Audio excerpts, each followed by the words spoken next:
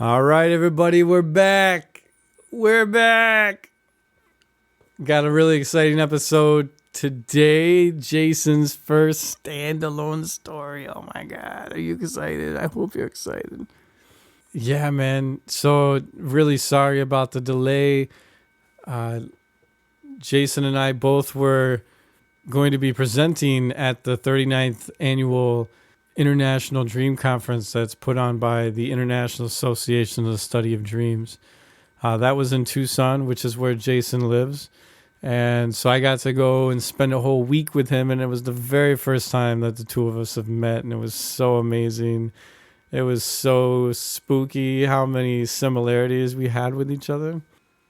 And yeah, our presentations went really well. I mean, Jason knocked his out of the park. That's the first time I've seen him in teacher mode. It was fantastic to see in person. Oh my God. And I got to perform a handful of the songs from my latest album that were inspired by dreams and talk about the dreams and the process and then play the song. And oh my God, it was fantastic. The reception that I received was overwhelming and so beautiful. So to all of you who are there in the room, thank you. If you're listening to this, thank you so much. Really appreciate everything all of you had to say. So, bam. Yeah, so in preparation of getting ready for that, which was at the end of July, we just took a little bit of time off to focus and get firm on what we were doing. And here we are. We're back, man. And we got a couple interviews that have already been recorded that we're just ready to start work on post-production with. So this is the first of them. Super excited about everything that we got coming down the pipeline for you guys. I got some just amazing stories that we're about to put out. So stay tuned. My hope is that every third Tuesday going forward is going to be the day that we release the podcast of the month. So every third Tuesday of the month, that's the date that I'm shooting for to release the podcast. So bookmark that in or log that in your brain somewhere. Third Tuesday. That's the day to be. And without any further hesitations, let's start the show.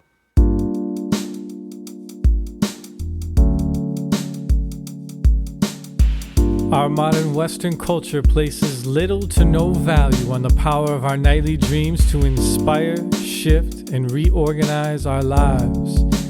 This podcast demands a deep reconsideration of the role dreams play on our path to a more vital and meaningful life. The following is living proof of the life-affirming power of dreams to affect change and redirect the trajectory of our inner and outer lives. These are the dreams that shape us.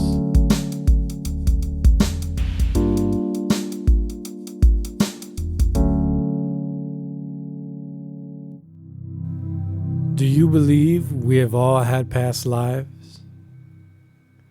And if you don't, do you truly believe that in a universe where energy cannot be created nor destroyed, that we could be anything but as ancient as the universe itself? Well, join Jason and I as we explore his personal inquiry into the validity of past lives. But the answers don't come cheap, nor without a firm look at oneself. And see how his dream indirectly sets him on the path to becoming the author he always dreamed of becoming. It's a wild ride into the deep mysteries, and we explore a lot of the facets of it. So join us as we dive headfirst into this topic. Welcome, everybody, to another episode of the Dreams That Shape Us podcast. I'm your co-host, Steve Ernenwine, and I am joined here tonight by my deep soul brother, your other co-host, Jason DeBoard. Hello, everybody. Yes, sir. So today, we got Jason in the hot seat.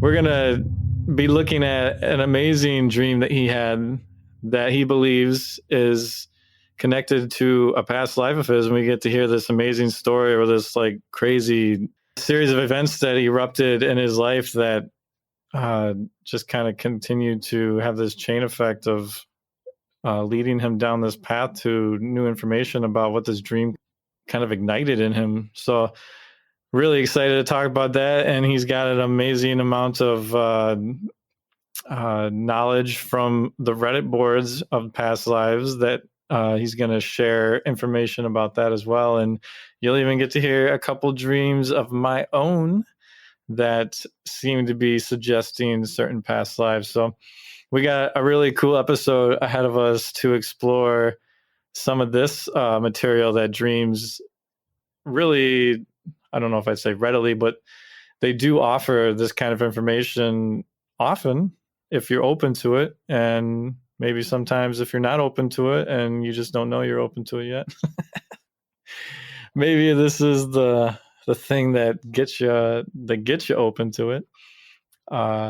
So I don't know how you want to start. I'm kind of walking into this whole story blind, so I'm going to be experiencing this whole story with all of you today. So, well, I've got one for you, brother. This is so let's take you back in time. It's around 1997. I think you were graduating from grade school. I was I was in college. I was on the 7-year get your bachelor's degree plan. And part of the reason why it took me so damn long was because around year 3, I got into dreams and Carl Jung, and I went off on this incredible personal journey of transformation. And so by 1997, I was a few years into that, and a lot of stuff was coming to me, like doors were opening, new information and knowledge about myself and about how the world works and the universe works and all that. And during this time, a book fell into my hands, and it's called Only Love is Real, and it's by Brian Weiss. Brian is a psychiatrist who, in his practice, he encountered people, his patients under hypnosis were telling him about past lives.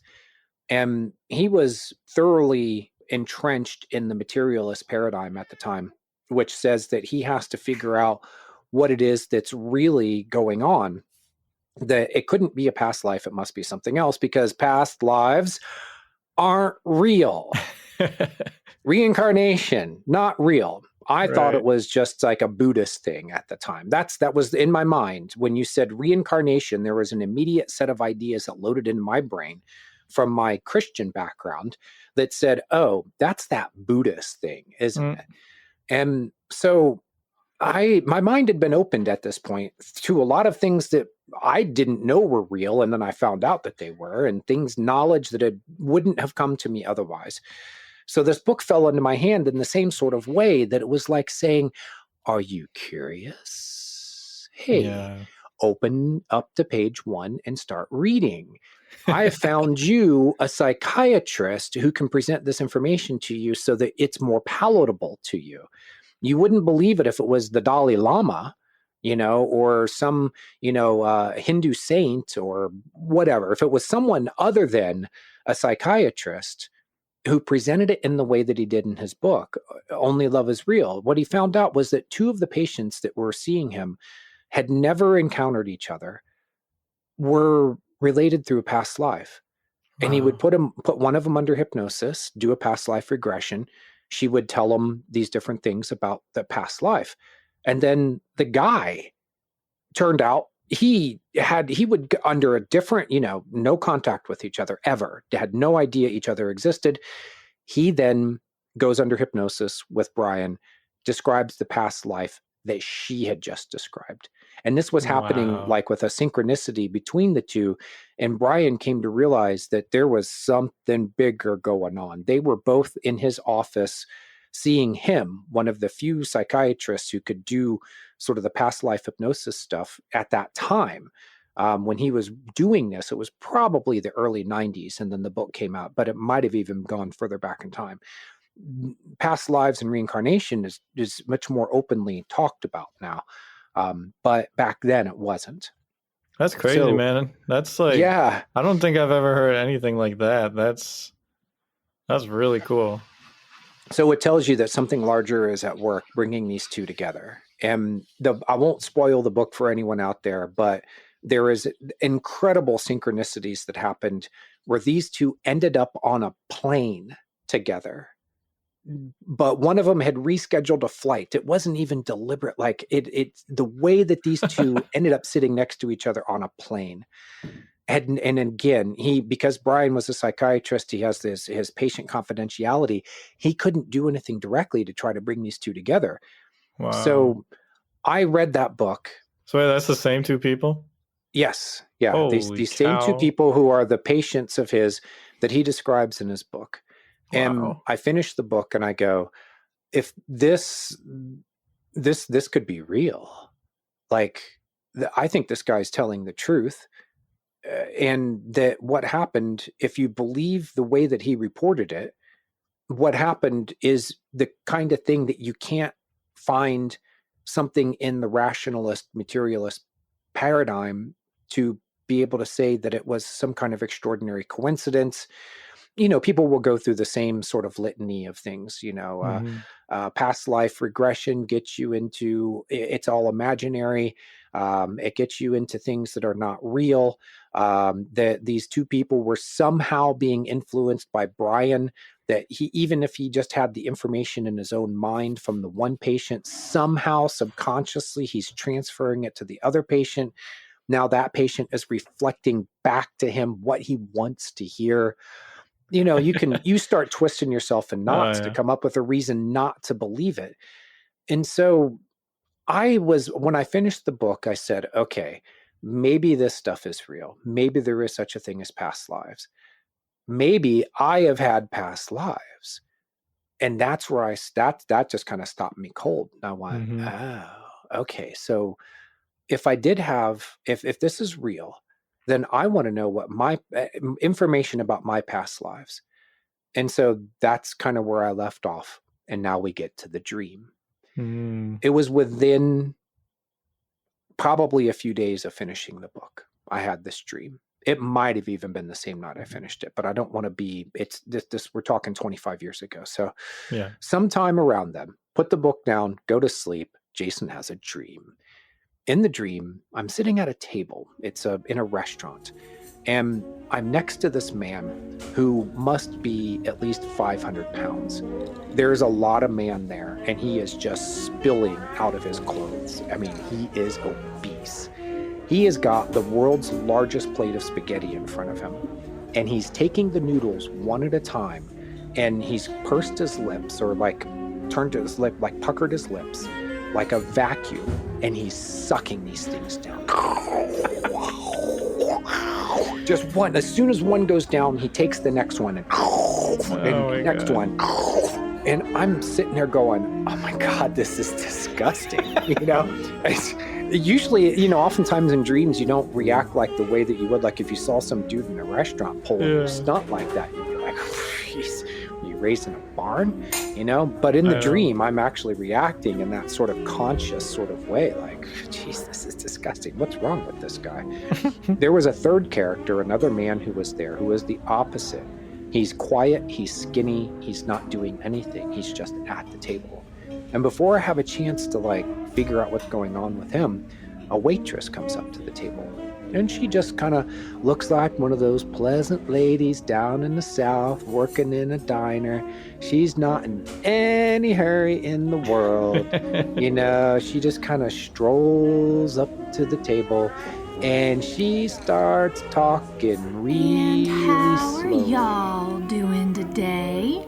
Can I go right on ahead and take... My mind is like that guy, the way he is hoovering down that spaghetti. My mind is working the same way. It's an overdrive, like it's working very quickly. And I'm just like, lady, get to the point. I don't know if she was supposed to take, I think she was supposed to take our order. And I'm just like, okay, if you're going to take our order, just shut up and let me tell you what I want, And So I'm being really impatient with her. And she looks at me and she goes, You know, the last time I tried to tell you about your past lives, you did the same thing. You wouldn't shut up long enough for me to tell you about it. and I'm thunderstruck in that moment because my rational brain is now pulling in information into the dream space related to reading the book and then being curious about past lives and wanting something more than Brian's book to convince me. In other words, I wanted a personal experience of some kind, but I didn't even know about past life regression at the time. Well, I mean, I'd read Brian's book, but that seemed like a very remote possibility for me to be able to find a hypnotherapist who specializes in this stuff and be able to do it, right? So really my best option was through a dream. And so here I am, I'm in the dream, and here's someone, this lady, this waitress, who can tell me about a past life, but I'm being impatient and I'm not letting her finish. And in that moment, I'm just like, please, I get it now. Okay. And my brain goes back to when she said, you know, I've tried to tell you before about your past lives.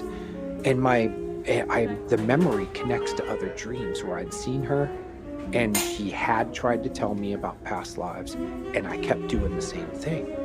I was being impatient. I wasn't letting her finish what she was saying.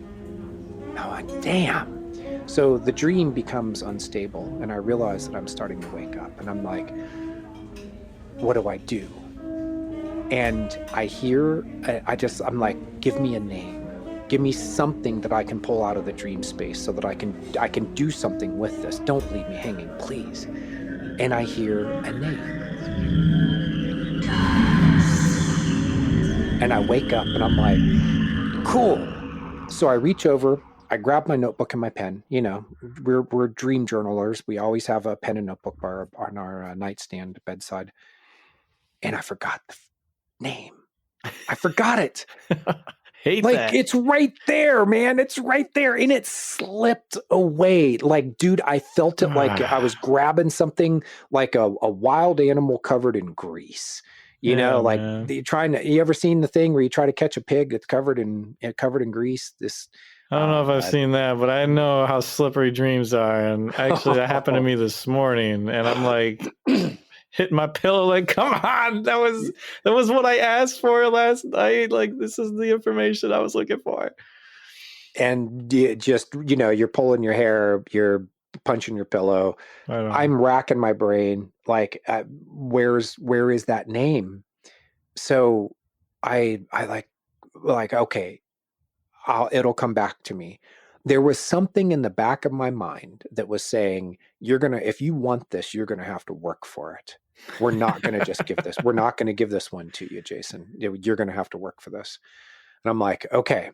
So reminding myself day after day, like multiple times per day, what is the name? Like, focus in, remember the dream. What was the name? What was the name? What was the name? It's there. It's there. It's there. Oh, it slips away. About 3 or 4 days, 5 days later, I was in the shower and it came to me. I'm like, yes, there it is. There's the name. And I like run out of the shower, like dripping wet. Don't even grab a towel. Run to my bedroom, find my notepad, my pen, open up to the page, and it's gone. It just slipped away again. No, are you serious? Serious as a heart attack. My God. I was. Oh yeah. My neighbors in the neighboring apartments must have just been hearing me. No, I just see it now. Crazy shit, man. Oh my God, I couldn't dripping believe wet it. On your knees, fists at the sky. Yep, buck naked. Yep, man, just in my little 1-bedroom apartment. Yeah, man, it was crazy. Oh man, so that's awesome. It happened 2 more times. What? Where I had the name come to me, and by the time I could write it down, it was gone. And at this point, I'm starting to feel antagonized. Yeah. Like something is playing with me. But I kept having that feeling that came back that said, you're going to have to work at this. And I started looking at the dream a little more to understand what was, like, okay, I'm in a restaurant. A restaurant is a place where, like I don't remember having a menu in my hand, but I remember that ordering food was going to be part of it. And I've started thinking of food in terms of like inner sustenance, the things that you take into you. And that also includes things like knowledge. You take it in and it becomes part of you. You digest it. And I was early in my days of dream work, so I was still kind of getting the hang of understanding symbolism and metaphor and how all that works in dreams. But there were some things that were sticking out to me from it. And I was pulling up the image of that morbidly obese man sucking down the spaghetti. And I'm like picturing the spaghetti in my mind, and an insight comes to me, and I'm going, it's a line of thought. He's pulling it into himself. It's a line of thought. How does that Wow. relate back to me? And at the time, I told you I was really into Jung and studying dreams, and I'd gone off in all these directions into, archetypal psychology, depth psychology, all the Jungian stuff. I'd gone into Freud and Adler, and like, my college classes studying journalism and political science. Well, all that, there's a reason why it took me 7 years to finish a 4-year degree, but I was really hot on all these other things, and I was sucking the knowledge down. But You were the obese man. Wow. There's more to it, which I can't. Well, okay, I'll just say it now. I didn't realize this for years, that he was an image of my inflated ego.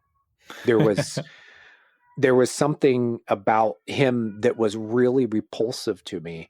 And I was just going to say, I was going to bring that up and be like, all right, so what was so repulsive to you about the fact that you were sucking down all this knowledge? Well, that's the thing that was, I'm seeing myself in the man, but subconsciously what I'm also seeing is his inflated body is a hell of a visual metaphor for my inflated sense of myself, because I was understanding things that are it's pretty rare, like, and it was, I was catching on to it in a way that I was kind of a natural at it. I had a mentor who was a clinical counselor. I was seeing him as a patient, but he was also he'd evolved into a mentor, and he was leading me on this this path of discovery, because he had been down the path before, and he'd studied all these the Jungs and the Freuds and stuff. And so he would give me books, and then we would talk about them, and I was just like, man, I'm catching on to this stuff. And it's very rare knowledge. There were people who hadn't even heard of Carl Jung, and I was like, wow, but this theory of archetypes and compensation, and this is the nature of the unconscious mind. And for most people, it's just yada yada yada yada. Hey, how are those Bengals doing? I lived in Cincinnati at the time, so I would know Bengals, right? So, it was inflating my ego, and it was very hard for me to see it, because I was on the spiritual enlightenment trip. And you know what that's like when you start to, there is a spiritual ego that starts to develop. And I was caught up in that, but I didn't see it. I was blind to it. And the dream it's about was as leading slippery me as to that see it. spaghetti. Boy, yeah, or that pig. Exactly. The greased pig that was, the metaphor for the name that I was forgetting. So that is what led me to, after as I kind of realized, sucking down lines of thought, what does this imply? I need to slow down and digest what I'm learning. And I pulled that out of analyzing the dream, and I said, okay, I'll slow down. Deep breath, slow down, find your center. Because the woman. Yeah, she had a very slow, deliberate way about herself. And my response of getting frustrated with her was the perfect mirror for the dream to hold up and say, do you see yourself now? So that was, I needed to do some inner work before I could get the knowledge. And I'll tell you this, if there's other people out there who are interested in this subject, this was the most important thing for me to learn, to get the knowledge. I needed that mirror held up to myself because I was blocking myself from accessing this, what was in me subconsciously, but being able to get access to it. I was my own biggest roadblock. So I had to get over myself first to be able to get to the information. And once I did that, it went right there. There it is. It's right in my mind. I have my pen and paper in hand. The name comes to me. I write it down. Now, what? Right? Wow. So early days of the internet, I have access to my university's, I have access to their dial-up internet service. And I get online, I take the name, I pop it into my favorite website at the time, the New York Times. And there's an article that comes up that is the name, it's just a name. It's a fairly common name, but I popped it into their search box and might have used word like history, like here's the name Darius, but it's not how it was pronounced in the dream. And this is going to be important. Here's the name. And maybe I put Darius history. Up pops an article about this place in Turkey called Mount Nemrut. And on top of this mountain, there's this fabulous temple, outdoor place that they built that is these terraces that were carved into the mountainside, and they put up these fabulous 30-foot tall statues sitting on thrones. And it was dedicated as a fusion of Eastern and Western. So you had the Western Greek and the Eastern Persian traditions that were fused together. And the bloodlines of the kings back then, they'd like to trace their lineage and say, well, my great great great great grandfather was this king of Greece, and my on the other side, he was the ruler of Persia, and now I am their descendant. So they like to write out exactly what their lineage was and all this. So this guy's name was associated with this other king named Antiochus, who is he is said to be the one who built this mountaintop shrine. And so I then had this experience of a vision of there being that king. He's down inside the mountain. His body is there, but so is his spirit. Because in the article that I read, they said that his body, even they guessed that maybe the shrine was built as a kind of like the pyramids, that it might have been a place to bury him.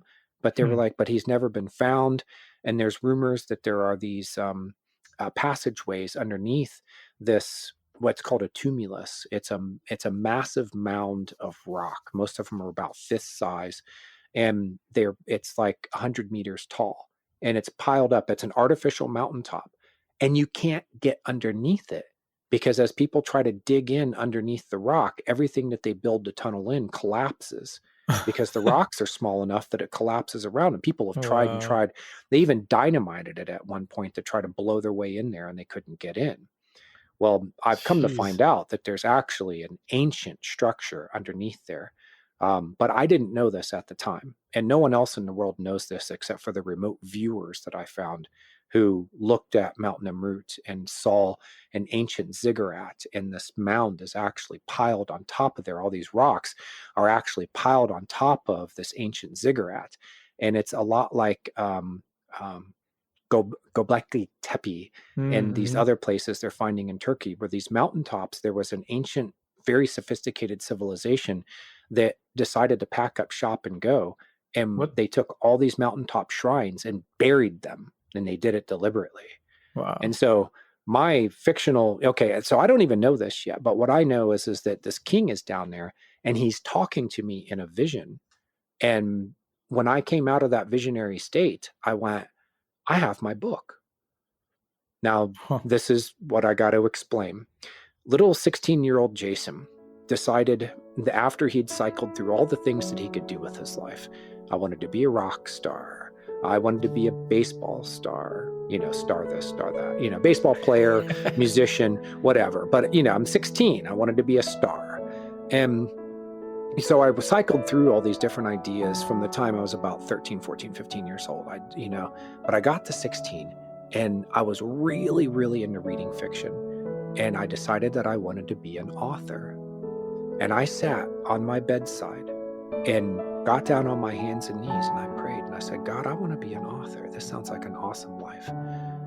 And by then, I was 20 something, like I was far removed from that being able to get there in my life. I'd written a lot of short stories and, I was in journalism because it was the closest thing I could find in the university I attended in Cincinnati to the course that I wanted to be on. And I could take fiction classes and stuff. But truthfully, dude, I wasn't a very good writer. I was a very good journalist. But that's short form writing. It's, it's structured for you with the reverse pyramid structure and all that. Like, it's really easy to do once you learn how to do it.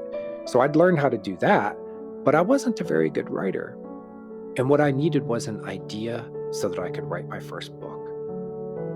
And I could practice. And that's what it turned into. For the next 10 years, I worked on that book.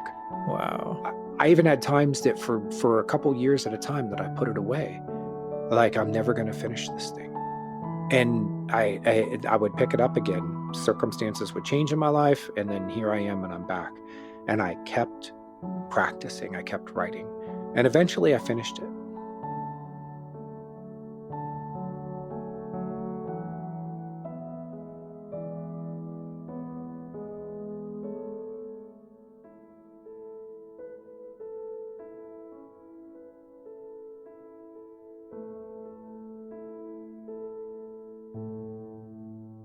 So it all started with reading Brian's book. Yeah, it's out there. Yeah. I'm probably going to withdraw. I self-published it in 2009. It was actually, this would have been, that times me because it would have been 1999 when I had all these experiences. I'm compressing some of it together in a way that in my own mind, maybe it was a little while after I discovered the name. And I did all the research and went to the university library and did all this stuff. And then I had the visionary experience. In my mind, it was weeks later, maybe days, but it might have been a couple years later. But so the point being is that it started, the reading Brian's book led to the dream. The dream led to getting the name from a past life. The name led me into researching a historical person. And in researching the historical person, the thing that I wanted most in my life came to me. And again, I was going to have to work at it. I had to work at it for 10 years so that I could finish that book. Dude, I spent a lot of time like sitting on a bar stool, telling, I got this great idea for a book. Want to hear about it, And I would actually get people who would listen to it and they'd be like, damn, dude, that is a hell of an idea for a book. An ancient king buried underneath a mountain in a remote part of Turkey. His spirit is down there and he has been waiting for his chance to return to life. He's got a plan. He's a messiah. But when he was a king, he was considered to be an antichrist because Antiochus that's down there is Antiochus Epiphanes. And Antiochus was a persecutor of the Jews. And he's considered to be an archetype, even an incarnation of the Antichrist. So I had a book where it was like, wow, man, like this, I've got an antagonist who's also the protagonist. I've got an automatic, the things that you look for as an author when you're creating a story, it was baked into this, the conflict. I went into the historical side of it on the Judaic side of it too. And I found a way of weaving in a couple of characters who realize who this guy really is as this movement comes around the world, this new Messiah, new age Messiah. And they are descendants of the family that opposed Antiochus back in the day when he was king of the Seleucids, and they were the branch off when Alexander the Great's empire, when he died, it was divided into four among his generals, and they ruled that part of Turkey where Mount Nemrut is, and they also ruled Palestine. So the Antiochus was this major player at the time.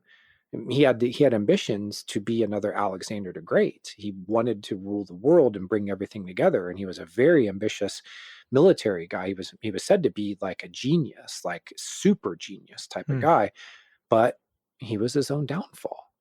Is this starting to sound familiar? You know, a little too big for your britches, you know, you know, a little too much, you know, like I was seeing myself in this guy in a way. Wow. So although that's not the person that I was in the past life, and I'm not even sure if I was Darius, but let me tell you why I couldn't remember the name. They pronounce it in Greek, it's Darius. And I found this out through all the research that I did. A lot of people call Antiochus, they pronounce the name Antiochus, but that's because they're sounding it out phonetically based on Western English. But if you look at the way that it's pronounced in the Greek, it's Antiochus. And instead of Darius, it's Darius. Well, it was years later, and I was sort of still working on the book, but I'd kind of, you know, maybe things had really gotten bogged down. And I was working at this place. And one of the people, I was just through a conversation, I started talking with him, and he was from the Persian area, kind of where India meets up with Iran. And, you know, they've got culture there that goes back tens of thousands of years. And this guy says, "Oh, Darius." He's like, in where I'm come from, we pronounce it Darus. And as soon as he said that, it was back to the dream. And I went, that's the way they said it in the dream. Wow. That's why I couldn't remember it, because I've never heard it pronounced that way before. So, man. Yeah. So the synchronicities, I mean, it's thunderstruck. I goosebumps, you know, an inch tall all over my body as I'm like, this information is coming to me, and I'm like, wow, like this, I didn't know. It was the knowledge, Darus, you know, who the hell pronounces Darius Darus, you know? I like it a lot, actually. I know it does. It has a roll, you know, like that, and especially rolling that R, you know, and Rus. And it has a beautiful sound to it, right? But that would have been the way that people in Persia would have pronounced the name of what we know as Darius, King of Kings. And that was the name that was given to me in the dream. Wow. So, yeah, man, that dream set me off on a course in life. And now I'm an author. Other than that book, I've got number 4 coming out in November. And I've got 5 and 6. Books 5 and 6 are already written, and I just need time to finish major projects that I'm doing for a client, so that I can finish those books. So what could have basically my prayers were answered. But when I said, wow, God, make me an author, I could hear God up there laughing, going, kid, do you know what you're asking for? You know, like you've got a storyteller's mind, but you do not have a storyteller's education. And what I didn't know is what it would take to learn the craft. What I didn't know is it would take 10 years to learn the craft. Wow. And even longer. But what that book, what it did, writing it, when I published it in 2009, by 2012, I came back and I started writing a nonfiction book because I got some advice from someone saying, hey, man, fiction authors these days aren't, you know, it's not like the old days. Their books aren't flying off the shelf. You need to find expertise in something and write about it. I'm like, well, I'm an expert at dreams. And I got picked up by an agent and a publisher. It opened the door. But what enabled me to write that book well enough that a publisher looked at it and said, you're ours, we want to sign you, was the fact that I had spent 10 years practicing to write that novel. So it opened the door for me to be where I am now. Wow. And it all comes back to that dream. If I wouldn't have had that dream, I wouldn't be here now, because I wouldn't have learned the skills that I needed to learn to be able to write books about dreams. I don't think I would have. I don't see the path for me. I know what happened as I went through my 20s and my 30s, that time of my life, and then up into my 40s. I know where I was in my life at the time. And I was not, if not for that dream, I would not have made it to here. I don't see a path to getting to here. So, yeah, wow, brother. man. Yeah, it's crazy, like, to think that you ended up writing books about dreams after writing a fiction book based on a dream. That's like really cool, man. Yeah, you can't make this shit up. And I say that as a figure of speech, but I promise you, the listeners, you and the listeners, it's the best as I can remember it, and some of the details are a little fuzzy now because of all the years that have passed, but this is the truth. If the listeners, if I can pull to emphasize something for you, everyone has had past lives because it's the nature of consciousness. Okay, this is reincarnation as a fact, and what you're looking for is information that is already within you and it's subconscious, but you have to have a reason for wanting to know it. I mean, you can go and do a past life regression because you're curious. There was a detective who did it because he was curious, and he didn't believe any of it was true. He went through the whole regression process. He came up with all these details of a past life, and then he turned around and said, I was just making all that up. That was all my imagination. He hunted himself down using his skills as a detective, and he even found where he was buried. He knew who he was. Huh. He knew details from that past life. He was able to verify that person actually existed, and that there was no way for him to have ever encountered the information about the person. Bob Snow, I think is his name.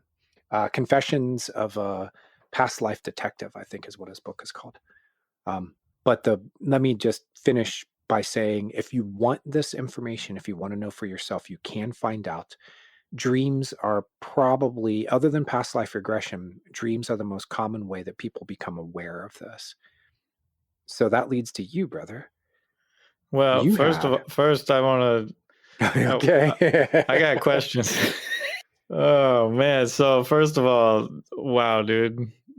I personally, everybody listening, I've never heard this story before. We briefly talked about doing this episode like a month ago, and we got into the recording thing here, and he goes, all right, I'm going to record. I'm like, whoa, hold on. I don't even really remember what we're going to talk about.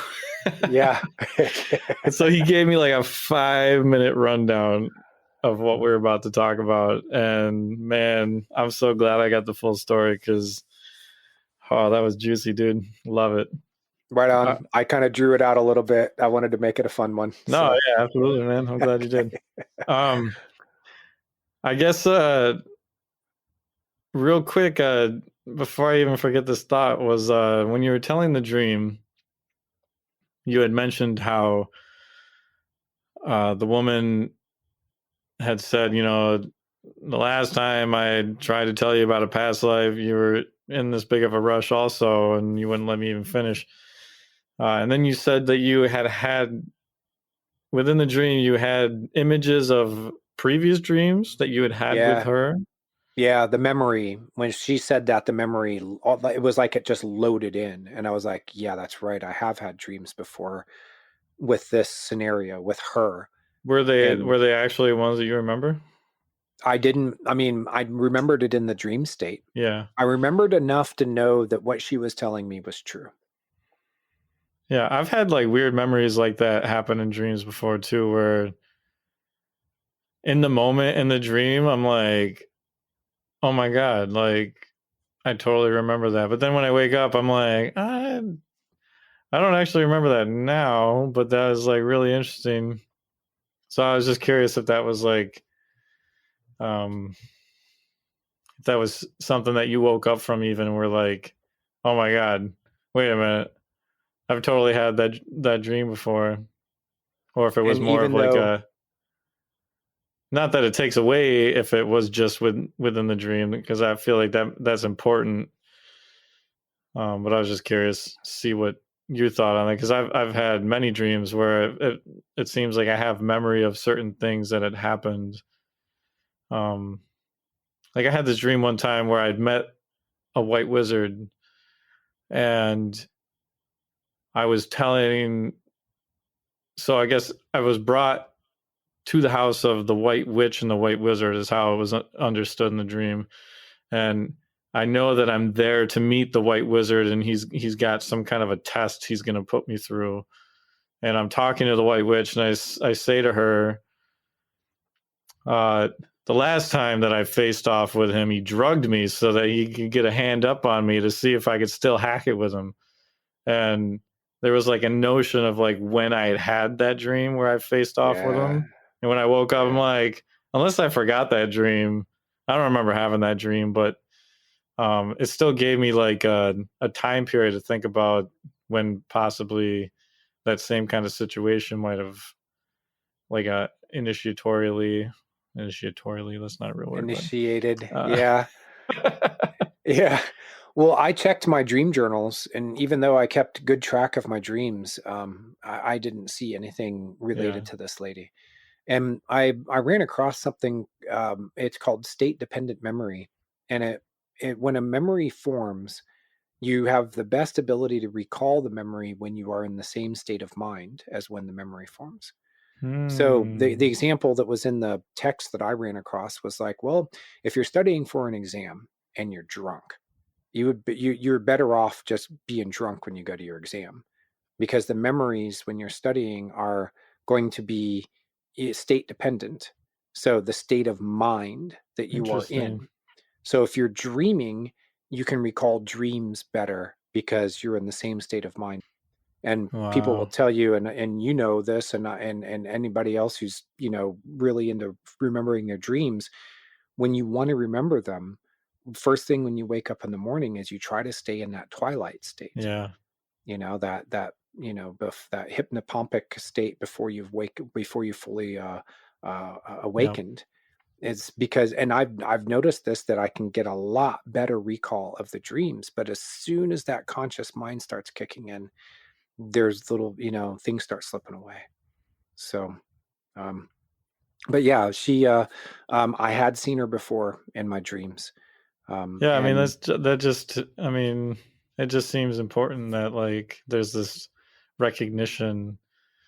Yeah, because like I've said, I've had many, and even like the lucid dream that I'm going to be telling you guys about here shortly, of my own past life dream. Like the knowingness in the dream is so strong, it's so convincing, that even though when I wake up and I'm kind of like, well, I still don't know exactly how to feel about that, but it was like so strong in the dream, it's hard to like discredit how I felt about it. That I feel like this moment for you is significant for that same thing, that there is something there, even if it's just symbolic, like knowing that, you know, that could have even been like a dream memory from the past life she's trying to get at. You know what I mean? Like we don't know these things. Like we don't know exactly where that's being drawn from, and that connection, that light bulb that goes off, that like feels like real. It feels like, it doesn't feel fabricated. It feels legit. It feels solid. It feels like, how could it be wrong? And like something out there knows a hell of a lot more about you than you know. Yeah. And about everything, but the information that she's drawing from to make her statement, it struck me as true. Yeah. And so what it's saying is that she knows things that I don't know, which then, you know, faces me off against the obese man who was my inflated ego, because I understood things that most people don't understand. Yeah, so, you thought you knew it all. You thought you yes. You're spilling out of yourself. Oh man. She's but I was like, why don't actually you slow probably, down, smart yeah, guy? Like, yeah, you might be actually able to learn something real here. yeah. But the information that she was drawing from was things that I didn't know. But as soon as she mentioned it, I knew that I did know it, but it was all Right. subconscious. And Mm. this is the way when you get into past life memories, when you do regression, and I've done multiple past life regressions now. The way that it unfolds to you is the same sort of way. There is something there that that something else knows this information. The information about your past lives is there. And to be able to access it, you have to come at it the right way. You're not going to be able to force that door open. Like it's. Yeah, and actually, real quick before sorry, I don't mean to cut you off. That's okay. I just don't want to forget this thought. It's for that very fact. I really love the fact that her triggering that memory for you is in connection with a dream, so that like brings you in connection to more of the subconscious mind versus just like giving you a flashback of a memory. It's a memory of a dream that you had. So it's not even like What I just you realized? know what I'm saying? Yeah. Okay. Maybe that dream came before I got my hands on Brian Weiss's book. And that it made me curious because subconsciously I remembered that dream. I don't know what came first. Mm-hmm. You see where I'm going here?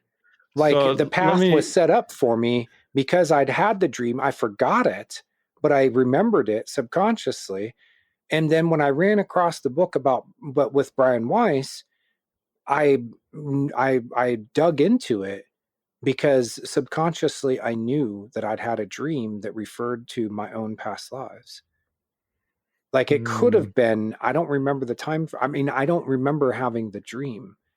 Right. I mean, I don't have it in my journals to be able to look and say, well, that was April of 1997. I had that. No, I don't know. But it's possible that the groundwork was laid by the dream to make me curious enough to read the book, to ask that larger consciousness and say, hey, if this is real, let me know what's going on here. And then after reading the book, and then I have the dream, the follow-up dream. Yeah.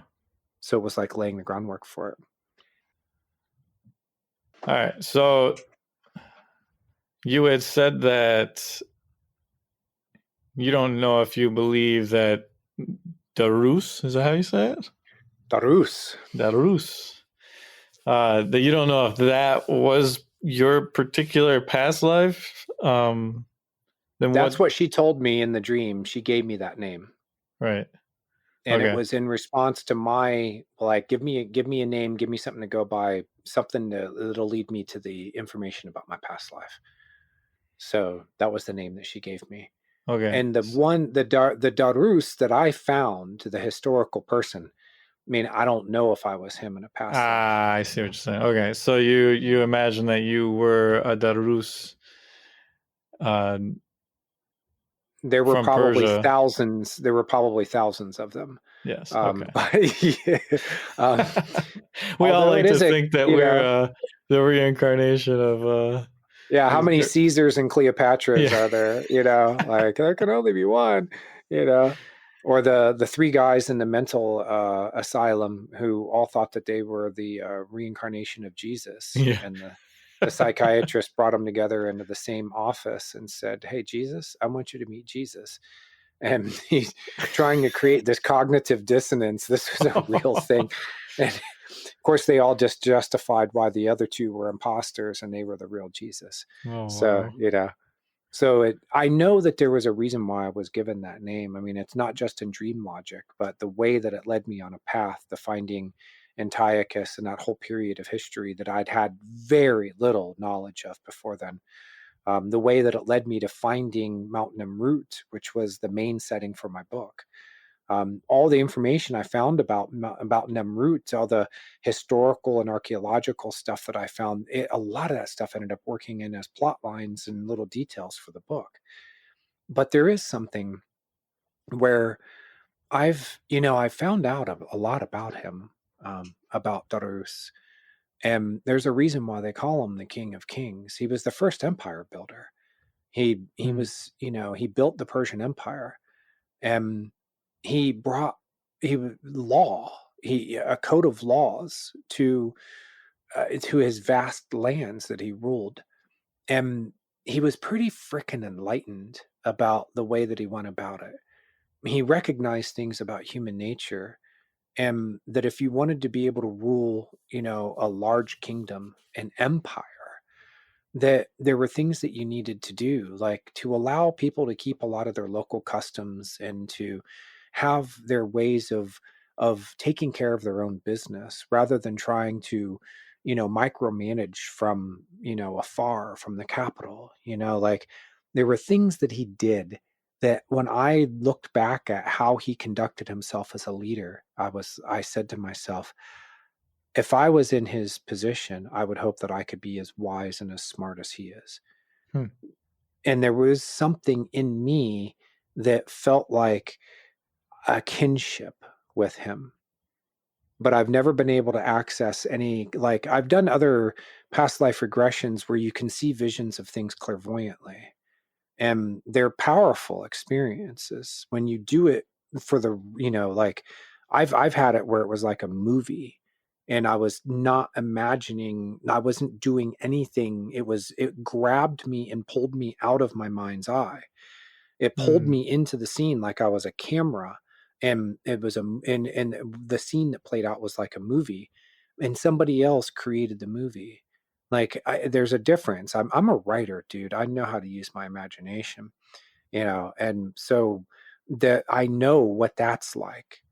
There's a lot of left brain stuff that goes into it, along with, right brain, like the left brain logical, right brain, holistic, visionary, but the way that this happened was very different than that. But the So, dream never gave me a vision of him. It just gave me a name. And everything yeah. else that I've had since then associated with him was not through any kind of direct knowledge of me having been him in a past life. Interesting. So Yeah. I guess I got two questions for that. Do you feel like possibly, since this whole story sets you on the path of writing your first book, did you feel any like kinship to, I mean, you're saying you're using a lot of historical information in the setting of the book. I mean, did you feel like you were like tapping back into some like unknown to you, like past life feelings or like kinship to that region? Or, Yeah. and then B, do you feel like maybe in that past life you were an author, or you were a writer or a scribe or something of the nature, and like the mixture of unlocking your inner author in connection with this whole time period or this whole like region of the earth was like a double whammy? Is that a thing? Yeah. It's this is, and I've my experience with past lives in this as a personal subject and as a subject of study. I've seen a lot of case studies, and there are where people have unlocked abilities in themselves because it was related to a past life. There are children who sit down at a piano at 3 or 4 or 5 years old, and in Mm-hmm. no time they're busting out Beethoven, and you're like, what in the world? Like, the kid hasn't even had a piano lesson, like how in the world are they playing this stuff? And it turns out that they had something from a past life, that the knowledge, the ability to be able to do it is just there, and you can access it, and the gift, the talent, the skills, it all comes back to you.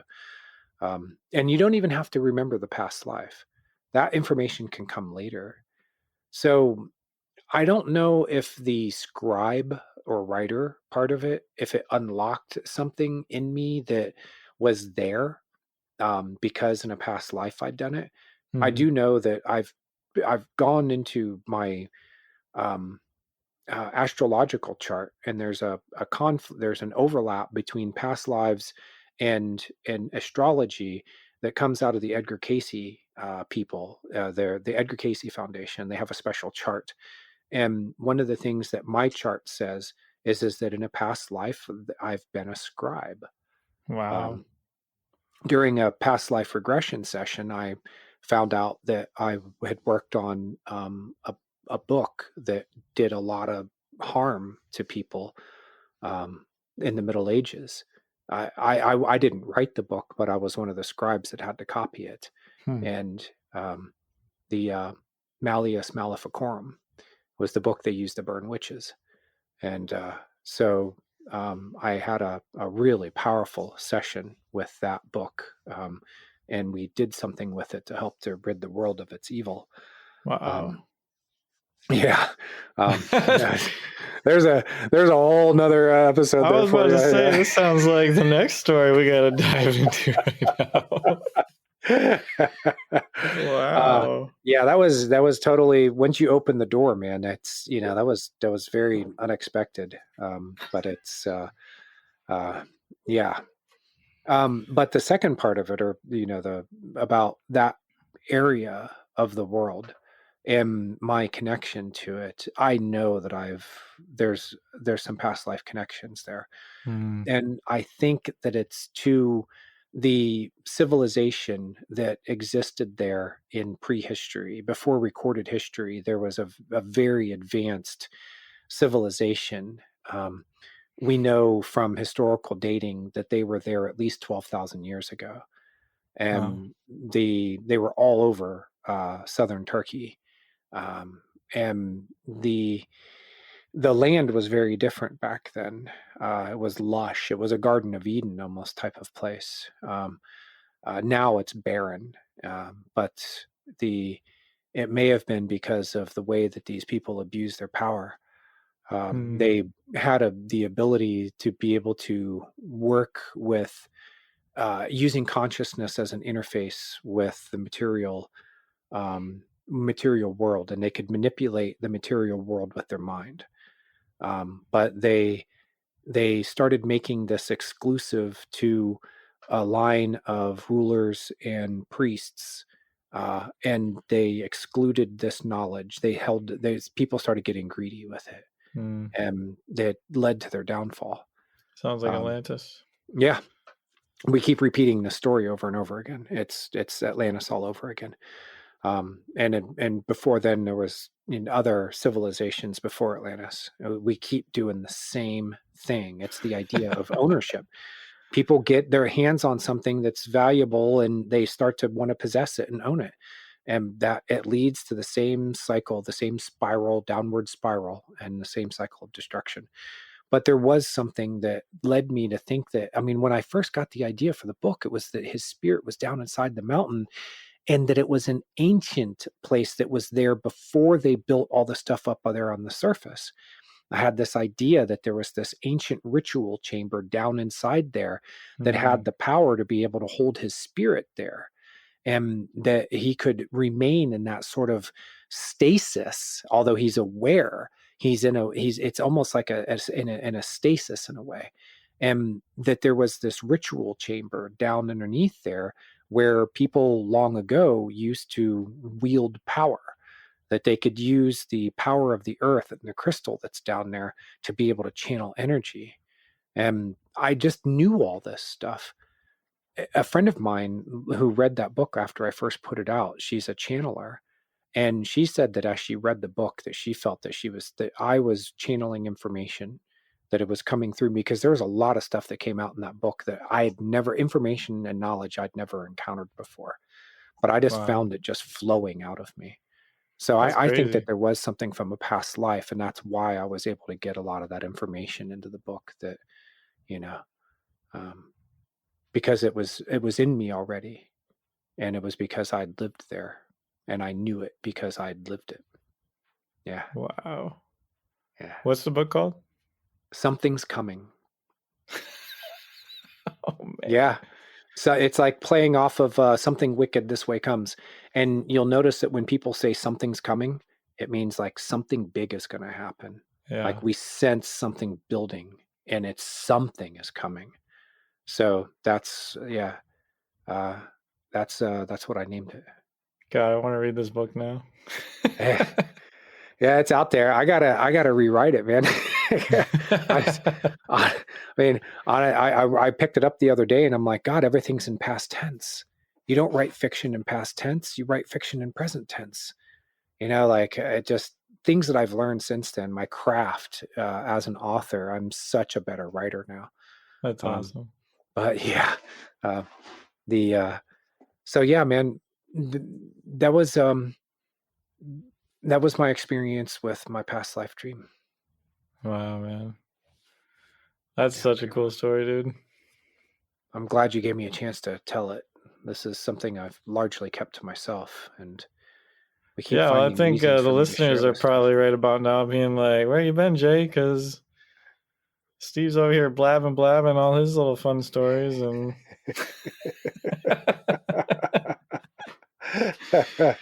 well, speaking of, man, let's hear about your past life dreams.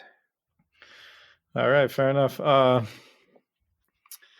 So the two dreams that I have to share, both of them were lucid dreams that I had kind of within like the first year of me having my big spiritual awakening. I'm pretty sure they're both in, well, actually, hold on a second.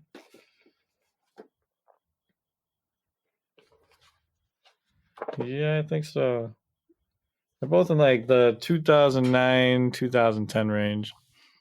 I had my big like spiritual awakening, whatever you want to call it. My big like, my big realization, my full-on realization that I felt like this was a spiritual universe, and I was connecting with energy. I was like really into like meditation at the time, and I'd been doing dream work for 3 or so years up to that point, and they just kind of kept leading me deeper into myself. And finally I was just like, whoa, like, wow, it's some switch just flipped wide open or something like that for me. And so I was like getting into all kinds of stuff and was like diving into all kinds of spiritual stuff, and I grew up similar to you. I was brought up Roman Catholic, so the idea of past lives wasn't anything that was a part of my upbringing. I remember when I was probably in like 4th or 5th grade, I was out by the pool that we had at the time, and my dad had the radio on, and some random radio guy was interviewing somebody, and they were talking about how if you have a really irrational fear of something, that it could be a past life, a way that you died in a past life. And I, like, in my 4th or 5th grade self was like, oh, weird. Never even thought of anything like that. Like, is that a real thing? And I remember thinking about like the fact that if I see anybody like putting a plastic bag over their mouth, or like, I remember when kids used to joke around and do that, like as a gag, used to like just bother the heck out of me. So I'm like sitting there thinking in my head, like, did I die by suffocation at some point? And like, so I have like this like really deep seated, like, you better get that freaking thing off your head kind of like immediate like gut punch kind of reaction to it. So yeah, but outside of that moment, that probably was something I thought about and kind of giggled about, and then like forgot all about for many years. But yeah, then when I had my spiritual awakening, I was humoring that more and was kind of curious about it all. And I had this lucid dream where I was kind of like in this desert-like landscape. And to my left, I just, out of the corner of my eye, I see something. I look over, and there's kind of this oasis.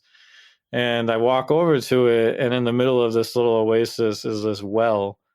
And I walk up to it, and I look down into it, and just a few feet into the well is water. And I'm looking at it and I see my face in it, and then all of a sudden, a couple seconds later, the water warbles and a new face appears. And then a few seconds later, it warbles and another face appears. And a few seconds later, it warbles again, and it just keeps doing this over and over again. Every couple seconds, there's a new face, and each time it looks different. Each time, it looks like the person is from a different time period. There was like different races sometimes, from what I can remember. I don't think I was strictly white in all of these. Different genders. Yeah, I don't know if I remember seeing any different genders actually. It happened so fast, and like I was lucid, but I was so perplexed at what was happening and was trying to like hold on to each image, because I kind of had a feeling like, since I'm looking at my reflection, that maybe this is like an image of me. And so I'm like trying to like just desperately grasp. It was like the pig image, like they were so slippery, like couldn't hold on to any of the images. Like even now thinking about it, like I don't remember what any of them look like. There was, right towards the end of this whole thing, I did ask the dream, I just said out loud to the dream, can you stop on one of these that is a past life of mine? And it randomly stopped on this one image of, and I don't really remember exactly what the person looked like. Based on my notes that I have, my journal entry, it says that I was a white man that was a little heavy set, and I looked like I was probably from like the Renaissance time period. I had kind of like floofy clothes. I don't know exactly how to explain it, but the kind of that puffy and I don't even know if that's Renaissance, but I'd have to like try to look up images. I can picture it. Yeah. Renaissance sounds right. Yeah, just kind of like one of those old school images of people from like the, I don't know, I don't even know what time period the Renaissance is. This is how bad I am. Probably like 1500 somewhere around there. It's probably earlier. Well, I don't know. What is the Middle Ages? Aren't too far off from there, right? I don't know. I feel really dumb right now. I'm like, I have no idea about nothing. So anyways, yeah, that was that dream. And I just woke up feeling like, I mean, there wasn't anything in there that specifically, I mean, I asked for the one, but it just, the title that I gave that dream was the well of past life reflections. It was just an intuitive feeling that I had, just based on the fact that it was my reflection in the water that kept changing. But another dream that I had that was actually way more specific, it happened the summer of 2009. It was actually on July 4th. I was at a redneck wedding with my brother, and I had this dream the night after the wedding. And how does it go? So I'm like a third person point of view in the dream. I'm watching this scene happen, and we're in like this Arctic landscape. Like this Arctic landscape. And I'm watching me, my mother, my father, and one of my brother's best friends at the time, and our family dog that we had at the time.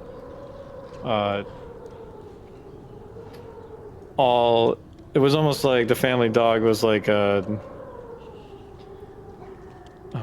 sled dog almost.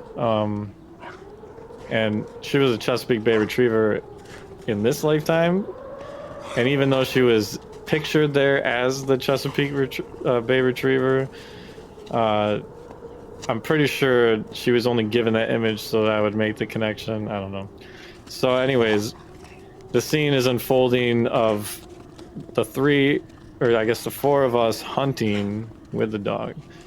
And it's just a miserably cold scene. And eventually the scene shifts, and now I embody myself in the dream. And I'm a first person point of view now. And I'm trying to understand because I'm starting to become lucid. I'm not fully lucid yet, but I'm trying to understand why I'm back here. Like, I understand that I'm now transported back to that lifetime, and I'm trying to understand why I'm there, and I can't quite figure it out. And all of a sudden, this like thought is given to me, and it says, "The answer lies behind the two balls." and I'm sitting there thinking to myself about this, and I'm like, what the hell does that mean? And all of a sudden, like, it dawns on me like eyeballs, and the answer lies behind the two eyeballs. And so it's like referring to it's in my mind. It's like either in my subconscious or, you know, it's locked away somewhere in there. And the dream continues forward, and all of a sudden I am up on this ledge, and this booming voice picks up in the dream, and it's like the voice of my soul. It's like I don't know if you've ever had experiences like this in dreams where you have like a voice, like a disembodied voice that kind of feels like it fills the dream. But that's what happened here in the dream. And so I'm standing before this ledge, and this voice picks up in the dream and says, "This is a past life of a place where you and your family came to hunt. Step up to the edge of the ledge and know the truth." And I step forward to the very edge of this cliff, and I look out over this scene, and I am just like hit with a shockwave of knowingness. It just like, it doesn't make any sense to me, like why it was that strong, because even now if I look at this dream and I think about it and try to feel if I feel connected to it, it's hard. But in that moment, I'm so sure of the fact that where I'm at and what I'm experiencing in the dream is a true to life past life that I had. Like, I felt like I'd been there, like, no joke. It felt so true and real that there was no question in my mind. Like, it was kind of like what you said. I felt thunderstruck. I felt like, holy shit. Like, it felt like truth. Like, like, I can't say absolute truth, but it felt like truth with a capital T. It felt like what the voice had just said to me. There was no question about it. And so just before I'm about to wake up, my mother gets my attention, and she goes, "Hey, take a photograph of me." And I have a camera all of a sudden, and I hold it up and I take a snapshot of her, and I'm looking at the picture, and instead of it just being her there, it's two of her.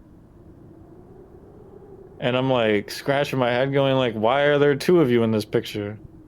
And I still don't know exactly how to make sense of that, but there's this whole idea that I'm back in this old time period, so it's kind of like this meshing of timelines almost of Yeah. Yeah. So what was down in what was over the ledge? I just looked over. It just overlooked the landscape there. Just a real barren, snowy tundra kind of like landscape. It felt like I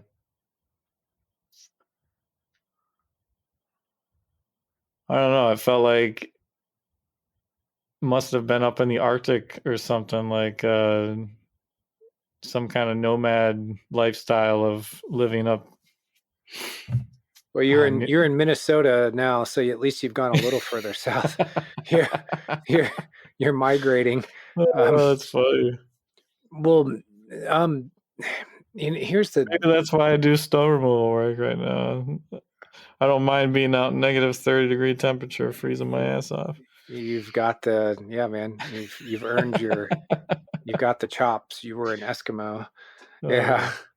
Well, when you get into you're studying your own past lives, and I use the word study, but I'm really, it's like re-experiencing as a better word for it. what you find out is that the reason why we remember these things, at least one of the big things that's behind it, is there's a hope that we'll recognize people in our lives now, having been part of our lives then, and that we might, the faces change, the roles change. Your mom in this life could have been your brother or a best friend or a neighbor in a past life. Mm-hmm. But they want us to know that this is what's most important. It's like it's saying, this is why we keep coming back, so that we can be with each other and we can have these lives that we experience with each other. So that's one of the things that comes through pretty strongly from, when you look at the body of case studies, and just what people talk about at Reddit, at the past lives subreddits, how many people have said, I remembered a past life, and now I can look in the eyes of my best friend and recognize I can pinpoint that feeling. Why was this person so familiar to me? Why did when we first met, why did we click together? Why did our paths cross? And it seems why do to we be feel like that we meet soul family? Like we feel like me and you. Yeah, man. Yeah. There is. Where are you from? You said soul family, man. Yeah. How many times have we done this dance together? Boy, it could have been, the numbers could be in the thousands. It could be, we have a hard time with that, with those big numbers. Oh, thousands of lives, I know.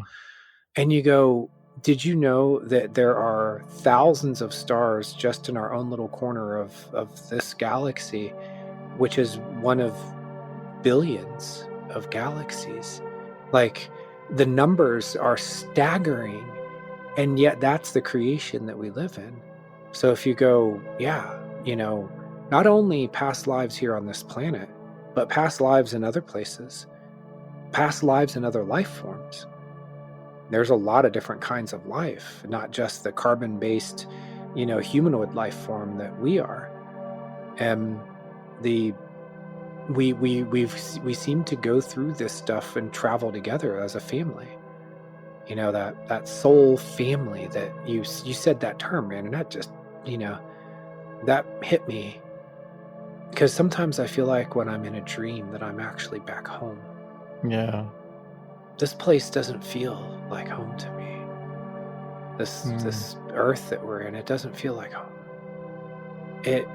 I can make a home out of it, but it feels like there's another place that I need to where I belong.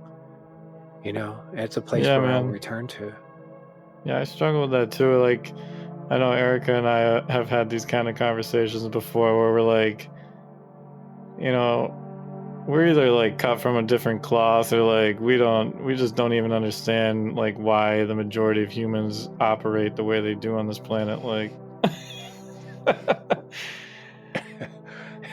like as much as like sometimes it feels like I can't possibly be from this planet because I don't understand why you humans like act the way you do. But at the same time, like I feel such a deep reverence for the soul of this planet that like I would hate to say that I don't feel like I'm at home here, but there is like a weird experience that I've had a lot throughout my life of feeling like a stranger here, like feeling like, I hate to say, I mean, that makes me sound like I have this ridiculous sense of self or something that but I don't know, man. That's soul. That's that sense of self that you're talking about. That's soul. You're drawing from something that's inside of you that's just unknowing. It's things that you can't explain rationally. You can't trace it to its source. You can't parse it and break it down and dissect it. It's just something that you know. That's what's led a lot of people into finding their past lives and to finding the connections that they've had with people who are in their life with them now, people close to them, And sometimes people who are their worst enemies. That could have been somebody that you loved dearly in another life. And you find out that they agree to play these roles, that we work these things out in another, before we come into the physical existence.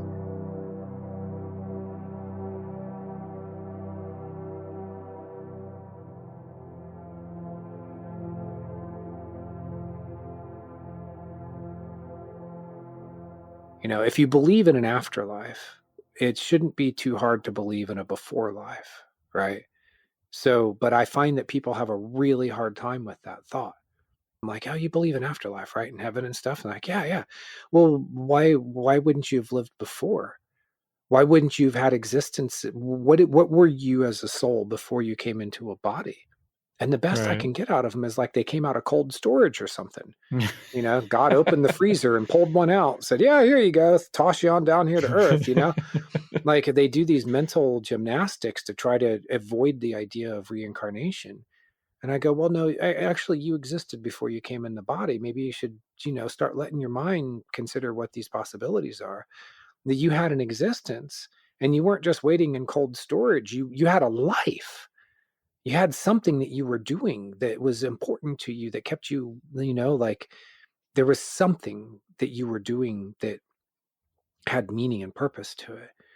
And maybe it was in another form of existence, like maybe we look at a place like, Jupiter, the gas giant, and we go, well, there's no way that, any form of life could live on Jupiter. Do you know what the gravity's like there? The winds are hundreds of miles an hour. And I go, well, what if you're not a carbon-based life form? Like you're some other kind of life form. We're now finding out some of these things that we're seeing in the sky are plasma-based life forms. It's not proven yet, but I think some of the UFOs and stuff like that, what we're going to find out is that this is a form of life that we just can't comprehend it because it's not made out of carbon. It's made out of energy. And that's what we are before we become in the body. A body is just energy that's condensed. It's when you break it down get past the skin and the bones and the blood and the muscles and fiber and all that. What is it underneath all that? It's particles. Particles are energy. They congealed together to form a body. But that energy doesn't cease to exist once the body goes into another form, once it rots. Or all energy, what is that statement? That it all only energy changes form. Neither created nor destroyed, but just changes form. Yep. So when I get into this with people and I, talk about it, I try to explain it in ways that like start there. If we're energy and consciousness is a form of energy, it's not an epiphenomena of brain function, which is the predominant paradigm now. Oh, consciousness is just electrical firing in the brain. And when the brain stops, consciousness stops too. I heard Elon Musk say that the other day, and I'm like, do we really want this guy leading the world? Please, he has the understanding of a child, when it comes to these things. Actually, I'd rather have a child because these people are just dangerous in the way that they stick to their paradigm. Consciousness is just, electrical firing of the brain, and it's nothing more than that. People are just biological robots. And I'm like, oh God, here we go again. I know, seriously. But your dream remind that seeing your mom and looking around and seeing these other people that you knew in another life, even your dog, dog, that's something else I found as a moderator at the Past Lives. And by the way, pastlives.reddit.com, best community out there on the internet that I found for talking about this stuff. There's a lot of people who've come there and said that they've had this, sense of family and pets and things that they love carry with them from lifetime to lifetime. And that word love seems to be the thing that binds it all together. It's why we follow each other from life to life and play these different roles and help each other to develop. The soul has a reason for coming into physical life. It wants to experience things for its own growth.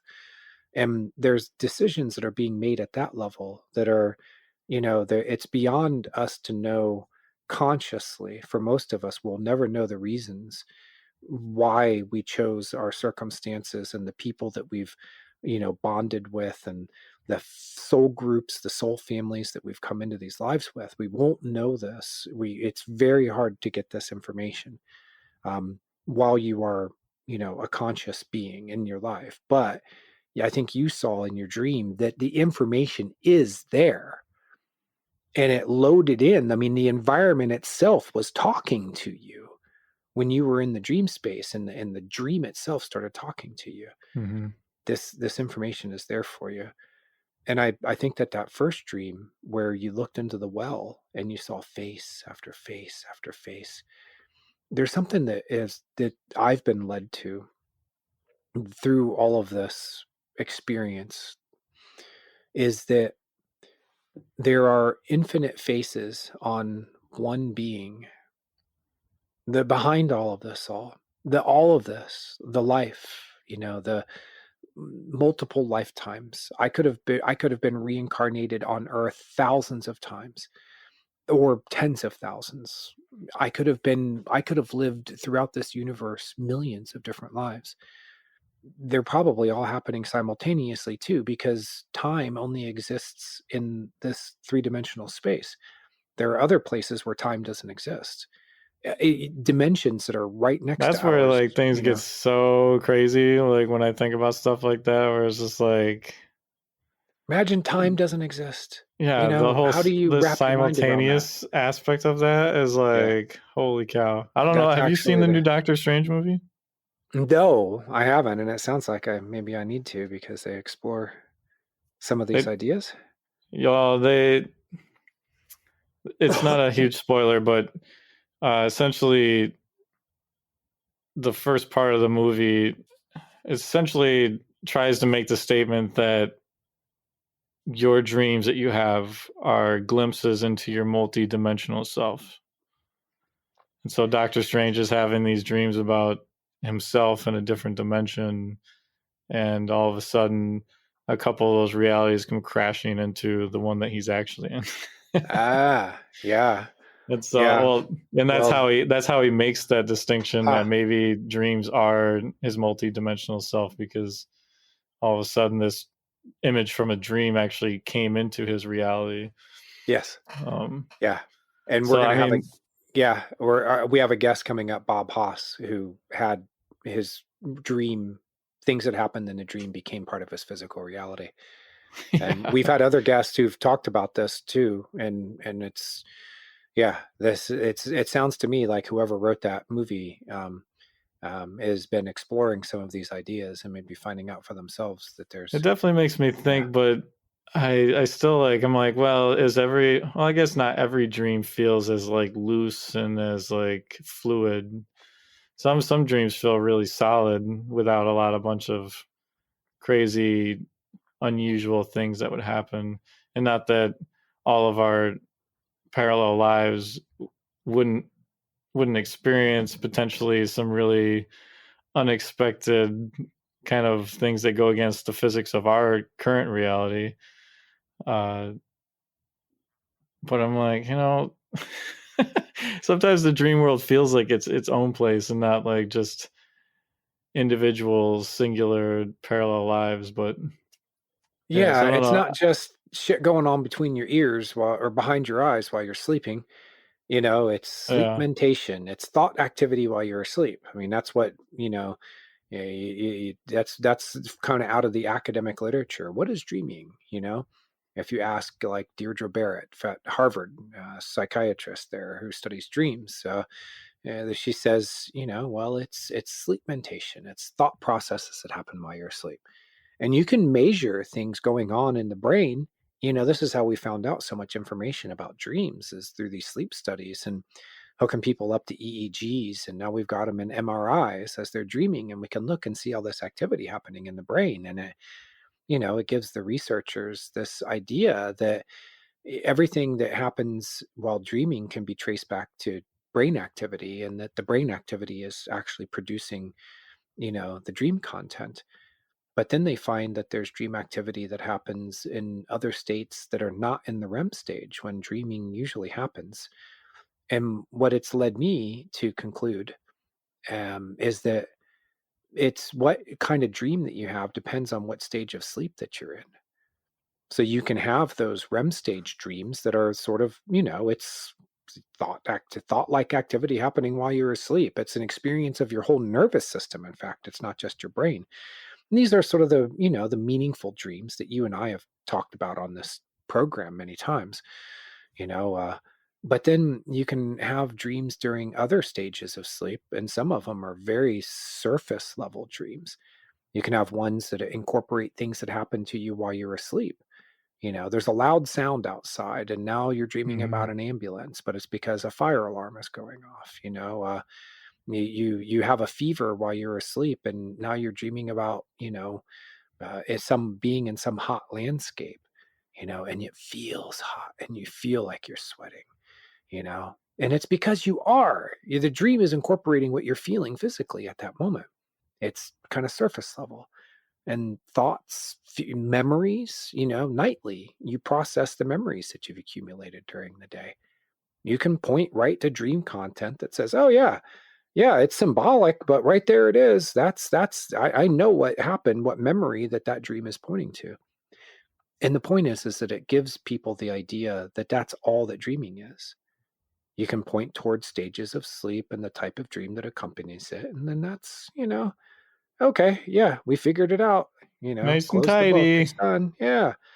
But then you have these experiences with types of dreams that, and God, look at how many guests have shared dreams that were way outside of the norm. Yeah. And yet they had deeply, personal experiences of them. Sometimes synchronous experiences with other people and with things that happened in their lives that seemed to extend the dream world into their waking life in a way that was, just paranormal, for lack of better words, so I do think sometimes that we can get into dream states that take us outside of ourselves. Yeah, absolutely. I think one of my favorite aspects of dreaming is that it can be all of those. And Yeah. that there is simultaneously, yes, that's all of it. yeah, man. The answer is all of the above. Exactly. And not just in it can all be in one dream. You can have a dream that's, it's processing a memory, and then you go into, well, here's some meaning attached to it, and it's tied to my biographical memories. Well, guess what? There's an archetypal layer to it. See that character over there? Yeah, in your dream, or the role that you played in the dream. That's archetypal. Now you're getting into a deeper layer. Well, the archetype is taking you deep down into the psyche, and the roots of the psyche. There's less differentiation between, things. It's like we are. Here's an analogy for you. This is the best one that I can come up with off the top of my head. If you have a big pot of soup and you reach a spoon down into it and you pull out a little bit of it, that's sort of you. But you are also the soup. The dream is pulling out a little bit there for you to be able to see at one time. And, you can look in there and you can be like, oh, I see some carrot and some tomato and some green bean, but the pot itself is something that it's all there. And like your dream with the many faces, and then you looked in there, like there's an infinite number of people, but you can look in there and kind of pull the spoon out and you see one face. Then you put the spoon down in there and you pull it out again and you see another face. And it's because there's less differentiation between things at that root level. In other words, it's all one mind. Yeah, or it has, the memories are there where I don't have necessarily access to them in my habitual consciousness. But in that space, everything's more fluid, it's more available. And you have in my understanding or my belief or my knowing about, maybe I can't even say knowing, but it is my knowing, it is my belief that dreams have there's this connective fabric to the dream that connects us to the deepest parts of who we are at a deep soul level that knows us so deeply and truly, and also is connected to the whole web of life. It's connected to the fibers of the universe. It's connected so deeply and intrinsically that it's, to me, it's kind of like this beautiful, I wish there was a word that I could use right now that would make it all make sense, but it just feels like it's such like a beautiful transfer station of information where you at once are so deeply connected to your deepest, truest self, and at once connected to the immensity of life itself. And I think you can have dreams that are like that very base level of human life and memory consolidation and all of that, which is just fine. Or it can expand you into this whole scope of just weird spookiness of of deep beauty and just like true like human life, man. It's there's human soul. I mean, soul. Yeah. Well said, man. Well said. That's what my experience of soul showed me. It showed me my birth, and I said, well, where are you? And it showed me the doctor who was delivering me. It showed me my mom who was, birthing me. It showed me my father who was like, waiting in the other room to hear about his son being born. It showed me the nurses, and it said, I'm all of them. And I was like, well, wait, you're my soul. You can't be all of their soul too, And then it hit me, and I went, no, actually, this is the truth. That was, something that's really hard to wrap the mind around because we're so used to saying things like my soul. And soul said, no. Soul, I chose you, and yes, I am your soul in the sense that you could say like my wife or my husband, the love of my life, that's mine in that sense, that they've offered and given themselves to you, but you don't possess them. And that was the way that soul kind of said, is that she is part of me, but she's also part of them. And she experiences me also through all of the people who experience me. She sees from there and experiences from their perspectives because she is them too. And she's like, then you keep digging deeper into this and you find out, you're pulling the spoon out. What do you see? Well, you see something individual, but it's still coming out of a pot that is a collective, And so that was where that insight came from. That deeper knowing of that this is what soul really is, and this is what life really is. We experience things individually in body, but we come out of a mind that's part of a collective. And individuality is very important in that picture. It's doing something through us learning to be individuals. And what Carl Jung called the individuation process, he says it's built into us by nature. Nature wants us to become individuals, but at the same time, there's a dichotomy to it. This juxtaposition that while we're individuals, we're also part of a collective, and it's not just like a collective where you go, oh yeah, we're a collection of souls, we're a soul family. Yeah, that's a great, it's getting close to what the truth is, but it appears to be that the truth is that it's when you take it back to its base level, to when you get all the way back to the beginning, underneath it all, what is it? It's all one thing. It's all one body. You can't separate it as individuals. I mean, you can say that you have individual cells in a body. You can say that you have 10 fingers. not on one hand, but you can, maybe you have more fingers, maybe you have less, but here's the idea. You got 10 fingers, right? I But got they're 10 all part of fingers on one hand. Yeah, okay. But they're all on one hand, and the hand is what holds the fingers. And that's kind of, and the idea is that we're part of the same body, and that when you can say individually, yeah, well, there's, each one is a finger. Okay.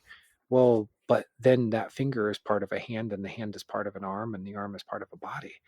And this is the metaphor that gets you closer to what the truth is, so that Crazy. we understand ourselves as being part of, that analogy of saying that we're part of a soul family. Whew.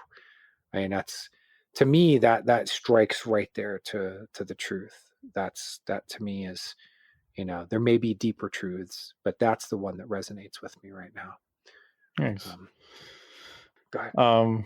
I came across this quote recently that guy, I don't remember, I don't know if I even saw who was being quoted saying it, but was saying that I took LSD and I learned that we're all one, and then I came out of the trip and I realized I didn't want to be connected to any of you motherfuckers.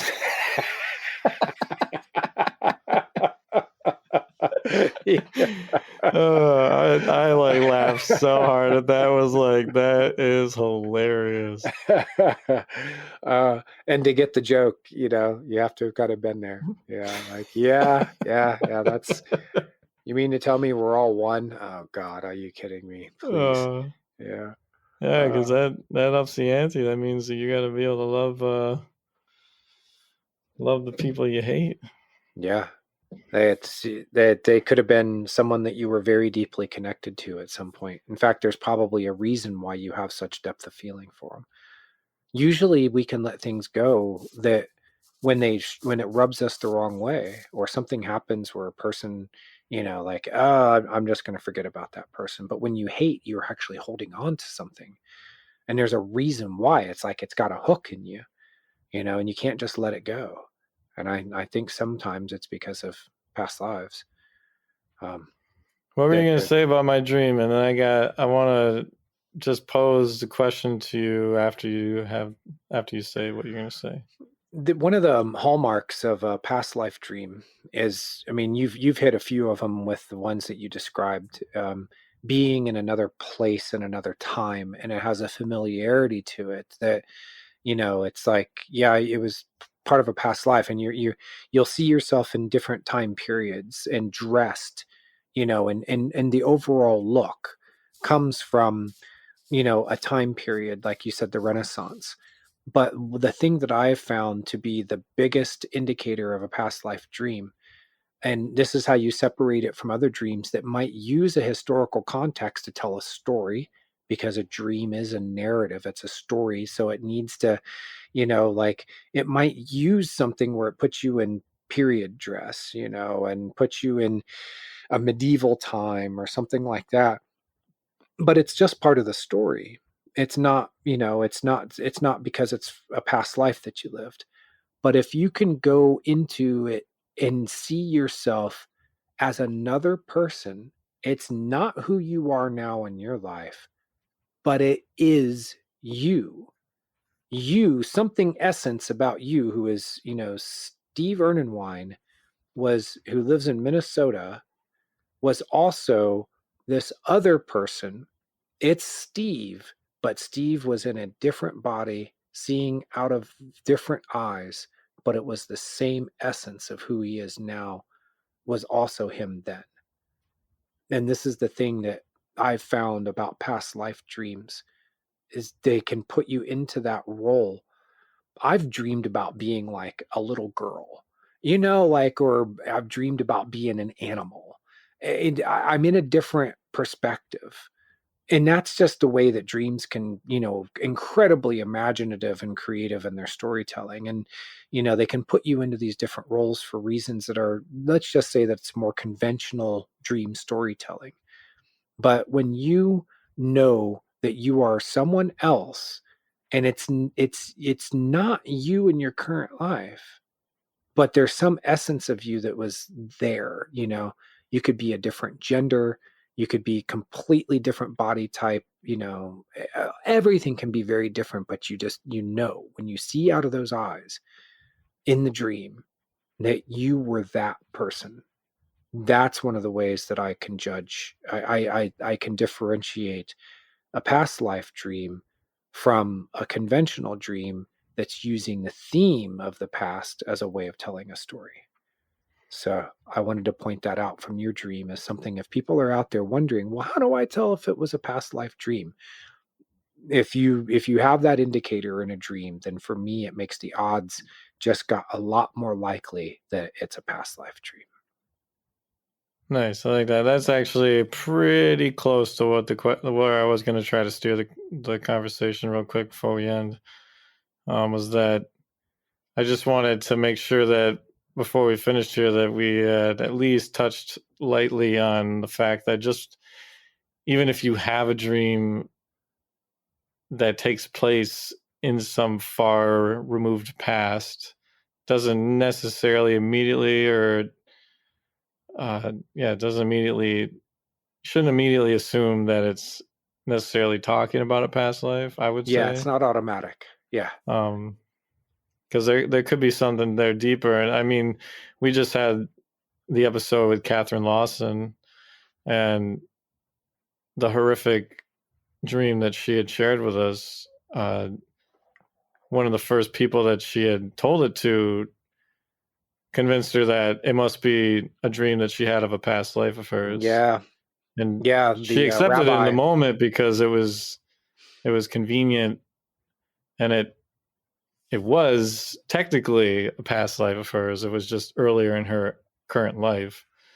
So there must have been a slight resonance to that, and also just it was probably like a convenient way to go, well, that's a nice way to like put a lid on this thing and brush off having to go deeper with this image. With someone who isn't trained to do it, she's sobbing uncontrollably because she's just pulled up these memories that happened to her when she was a child. I mean, that's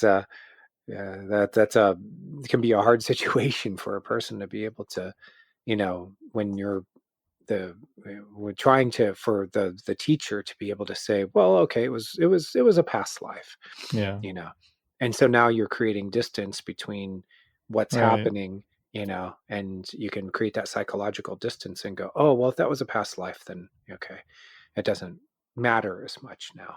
Although, guess what? It does. And if you do have some kind of trauma from a past life that's carrying down, then there's a reason why you're remembering it now. And there are a lot of people, and we'll go back to Brian Weiss. As a physician, he found that physical and mental and spiritual problems that had manifested, and things like phobias and fears and stuff, going back to what you heard when you were a kid, and the radio commentator talking about, there's actually there's a whole vein of therapy that takes you into the origins of these things, and they can be found in past lives. And if you can resolve it through pulling up the memories of the past life and resolving what happened then it solves things for you now. The illness goes away, the phobia, the fear, it's gone. It's or at least you're on the path to healing now. But once you realize what the roots of it are, there's people who found out that I would get they would have these strange things happening with their throats, like and it turned out that they were hung in a past life. You with the plastic bag. And suffocation is a hell of a way to go, and there's a lot of people who die that way. So there can be reasons why we react to these things that are ingrained into us, and if we can follow the thread, it might lead us to some kind of healing that we need. So in Catherine's case, we know that the person was saying, oh, it's a past life, because they're trying to handle a difficult situation on the spot, and maybe they thought it was the truth. There are a lot of people who would say, oh, well, that looks to me like it was a past life. But yeah, I mean, the other thing too that I think is worth mentioning here is with anything that you try to ask your dreams for specific information like that, kind of like with Jason's dream, like they're like, you're gonna have to work for this. Yeah. We're not just handing this out just because you want it, just so that you can like flaunt around and be like, oh, I lived in this past life and was this kind of a person. Like, I don't think you would just be handed information just for the sake of knowing that you had a past life of such and such. And so I feel like if you are to receive, or if you are to ask your dreams for past life dreams, which I'm not trying to discourage you from doing that. But I think if you were to go about it trying to ask for a past life that relates to this one, you may have a better chance. Like if there's something in this life that a past life that you've had they're rubbing a little bit together, like there's an issue from a past life that if you had more knowledge about it, might be able to bring awareness to current situations that you're struggling with, that might be a better way to approach it. And instead of just being like, I just want to know about a past life. I don't think the dream really, our dreams don't serve the ego. So they don't care about our fanciful requests of knowing about our past lives if it doesn't actually serve us. Yeah. So, and going into past life regression can be the same way. There are people who do it out of curiosity, but you want to have a purpose for it. And it's, how can I understand myself in this life better? Right. Through understanding what's happened, show me the past life that's the most relevant to this one. And that's often where people start with past life regression. That opens the door for them. They make the request, show me the past life that's having the most impact on this one in this time and place right now. So like dude, that's a great insight. Yeah. I mean, if I think about this Arctic dream of mine, I kind of struggle with it because I'm like, why did you give that to me? Is there some reason why I'm supposed to see this? But there's no part of it that really like feels that important. There's nothing like pressing about the dream. It's just like a scene of us on a sled being pulled by a dog. And it's the same dog that you have in your family now, except, it was a different dog then. Yeah, she's passed now, but... And your mom was with you, right? Yeah. And it's two faces of the same mom, but there was something that it was maybe trying to tell you through that imagery. Yeah, it almost, I mean, the most like pressing feeling that I feel about this dream is that I think at the time I was like you, I was trying to understand, like, is this a real thing? Can I have a dream that like gives me an idea that, this kind of a notion is a real thing? Like, that's kind of like, I'm pretty sure that's where I would have been at that time. And so I just feel like the strong feeling of that this was a real life that I'm looking at was probably the most powerful part of why this dream was given to me. And I mean, I haven't really tried to sink too deeply into like why it would have showed me this one in particular. Like there's outside of the strong emotion of the knowingness that what I was looking at was real. There is no strong emotion in there that feels like an access point to even go deeper into it. So I don't know if this was just a dream that was just like, you can receive information about past lives. Here's one that you had. It's just kind of simple and whatever. It shows that I had potentially another life with my parents and people that I know in my life, animals that I've had. Gives me some interesting information about that, and that some of this information could be locked in my brain and I just don't have conscious access to it. And it's behind the balls. Right. So yeah, I'm almost curious to challenge myself to ask the question that I just encouraged you all to ask and see if I get something different. Because like the reason why I brought up the point of that just because you have a dream from the past doesn't necessarily mean that that was a past life of yours. I had this dream pretty early on in me doing dream work where I was walking. It felt like I was in ancient times, and I was in just like cloth clothes that were kind of raggedy, and I was walking down this path of people. So there were like people on both sides of this path, and me and some other people that felt like we were like almost like we were criminals or something. We were being walked through town, and everybody is yelling and screaming at us, and it's this big ordeal, and people actually start throwing stones at me. So I'm getting stoned, and I woke up from that dream being like, holy crap. Like I like totally felt like I was back in time during that time. But I can totally look at this dream like very symbolically for where I felt like I was at that time, where I felt like I was, I mean, and both in my external life was feeling like people were coming down on me, and like I was walking this path that wasn't really right for me, and that was just damning me. And internally I felt like I was damning myself. And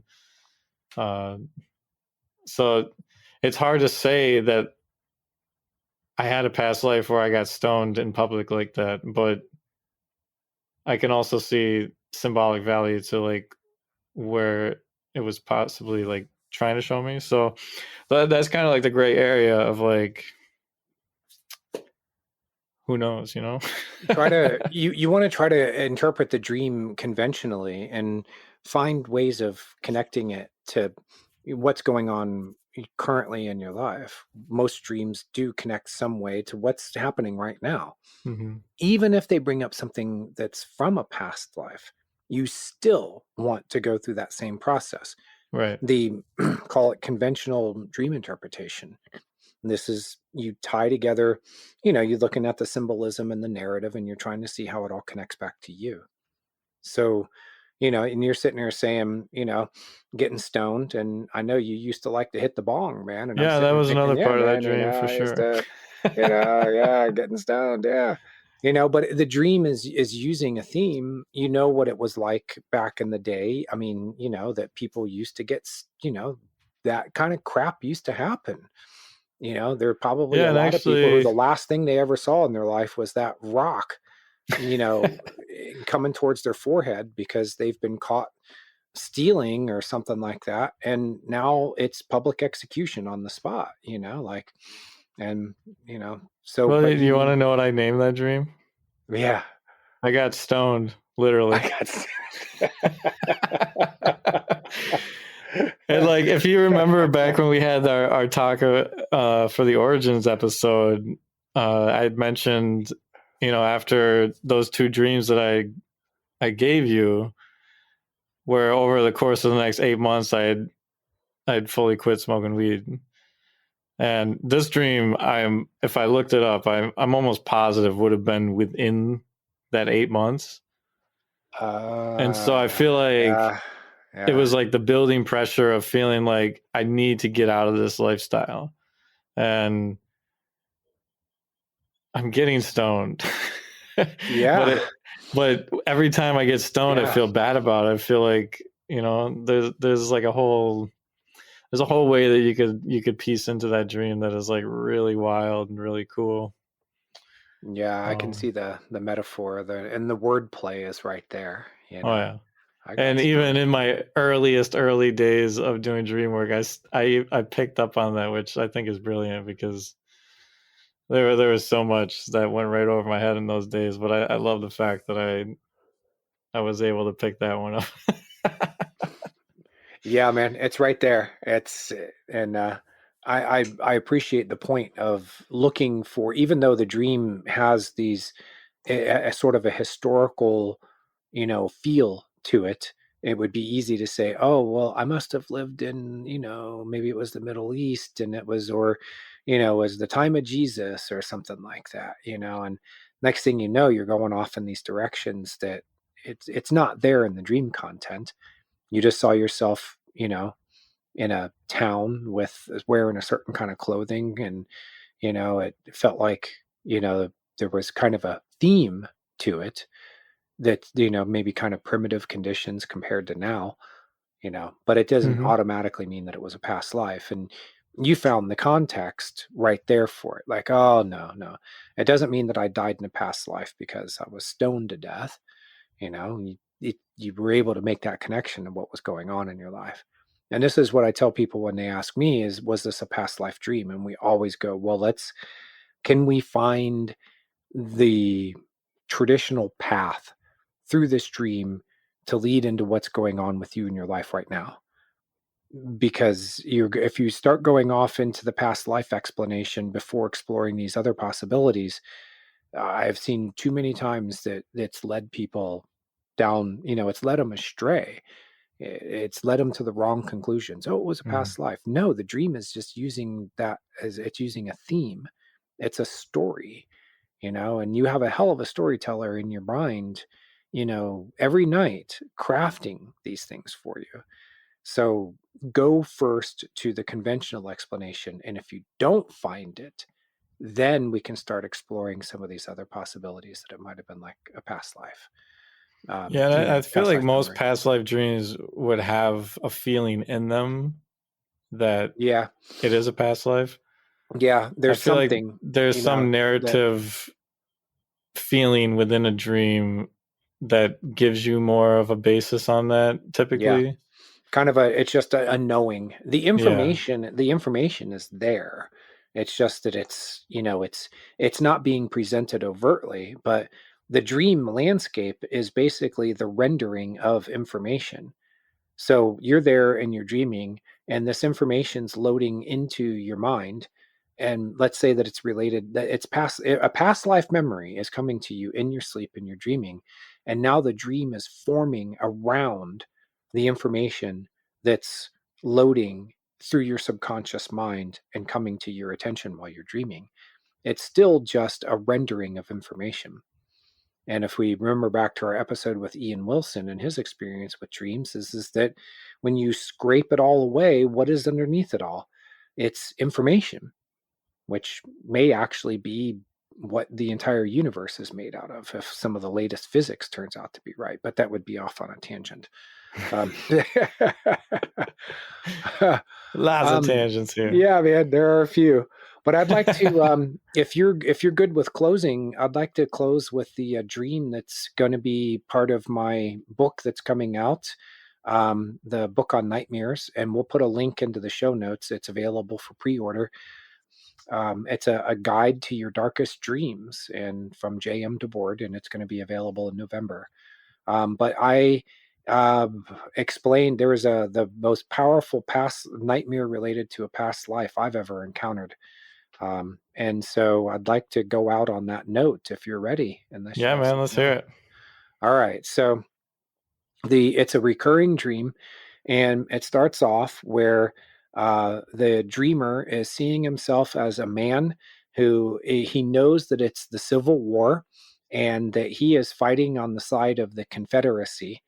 The Union troops, it's nighttime, and the Union troops have busted through the lines.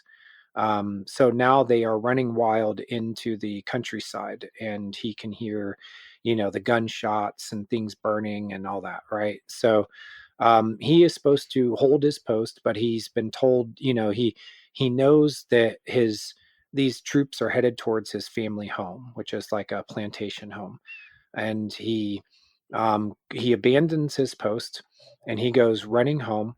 And he gets there in time to see the house on fire. There are Union troops running around everywhere.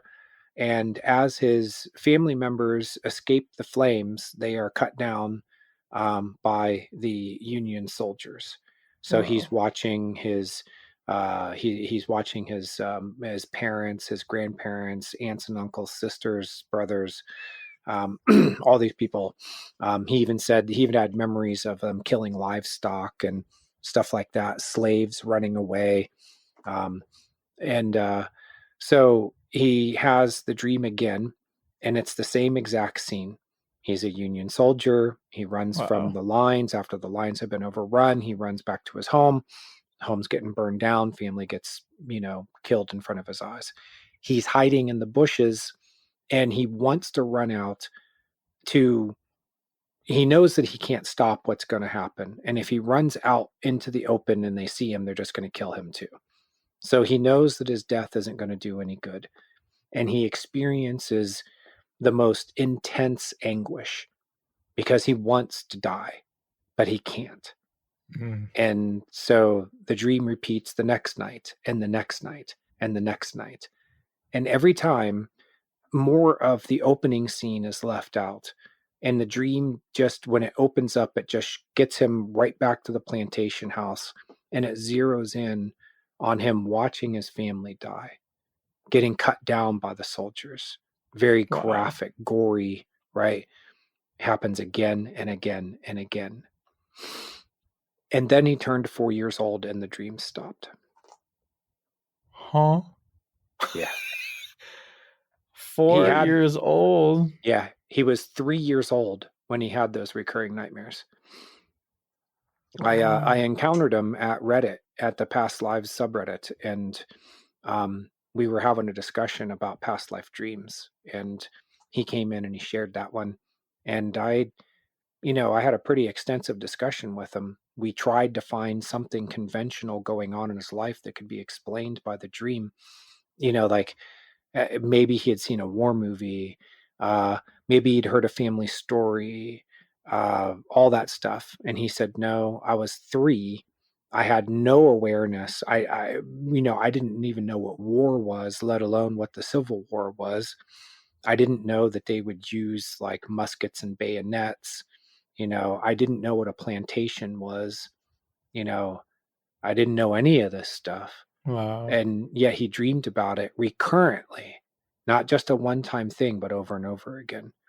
Wow. And so we looked for, he found some things with his own life that seemed to relate to, the feeling of helplessness, that of having to witness things that are terrible and not being able to do anything about it. So there was a reason why the dream, gave him those past life memories. There was healing that he needed to do and patterns that he needed to break, that it would carry it over from that past life into this one. But for him to be 3 years old and to dream that was beyond anything that I had ever seen before, and all of the dreams that I've encountered, that I was pretty sure as I can be, that they're, related to past lives. That one was the one that just like a ball bat upside the head. I was like, wow, that's freaking powerful. And wow. So sometimes there's generational traumas that can carry down too. That you dream about things that have happened to your ancestors. And it's like a past life dream because you're seeing the trauma that happened to them and you're experiencing it through their eyes. But that will be in my book. Nightmares. So many thoughts and questions. Your guide to your darkest dreams. But I thought I would leave that with our listeners to give them something to to nighty night. Yeah. Yeah, that's what I was I got you on that one, guys. Gotcha. Ooh. Wow. Yeah. We will do the outro and real quick. Cue the music. 3, 2, 1. Wait. Yeah. Just want to tell everybody that Jason and I are about to meet for the first time ever. Yeah. In what? 5 weeks? Yeah, maybe. Man, you're coming to Tucson for the Association for the Study of Dreams. They're having their annual conference. I live in Tucson, and my brother Steve is going to be staying in my home, and we're going to be running around for a week. July 17th to the 21st. And if this podcast episode comes out before then, you can still get tickets and join us here in Tucson. It's at we're both presenting. So Jason he's presenting at the conference. I'm giving a workshop on dream interpretation, and you're going to be presenting your music. Yeah, I'm going to be performing a handful of the songs from my latest album that were inspired by dreams, and I'll be talking a little bit about the dreams themselves and how I went to work on them for the songs. So it's so crazy that we're each going to be at the conference presenting, and I get to meet you, man. Man. What a cool way for our first like true introduction. I mean, we've known each other since like probably 2016, maybe. No, yeah, probably 2015, maybe even. It was probably 2015 actually. I'll have to look up that post. Yeah, it's been a long time coming, man. Holy cow. Yeah, it has, man. Whew. This is I know there's probably some minds that are blown out there who are like, wait, these guys have never met. Listen to these dudes. Like they talk and they act like they've been best friends for their whole lives. Like they just jive so well. That's my feeling about it. I'm like, man. Oh, there's some kind of past life connection going on there, man, because it's very rare for people to just encounter each other on a message board, Facebook of all places. Yeah, not even on each other's pages, you know. On the ASD page, because somebody came in saying that Carl Jung was a Nazi, and I remember you being like, "No, Carl Jung was not a Nazi," and I looked at you and I'm like, he is standing up for my homeboy here because I love Carl Jung, you know, and this whole Nazi thing got started because of a book called The Aryan Christ, and it's completely, you know, fallacious. And you were sticking up for Jung, and I'm like, if anybody who's going to stick up for Jung, I automatically like you. So, you know. Yeah, then we just clicked, man. It was just like, oh man, that was awesome. Man. Yeah. And now that you just say that, it's crazy because, I mean, not only did we meet for the first time through IASD's Facebook page, but now we're going to be meeting for the first time through their International Dream Conference. Because of their conference. Yeah, man. Yeah, isn't that a trip? It's full circle, brother. All right, you ready to count it down? Yes, sir. Let's do it. Cue music in 3, 2, 1.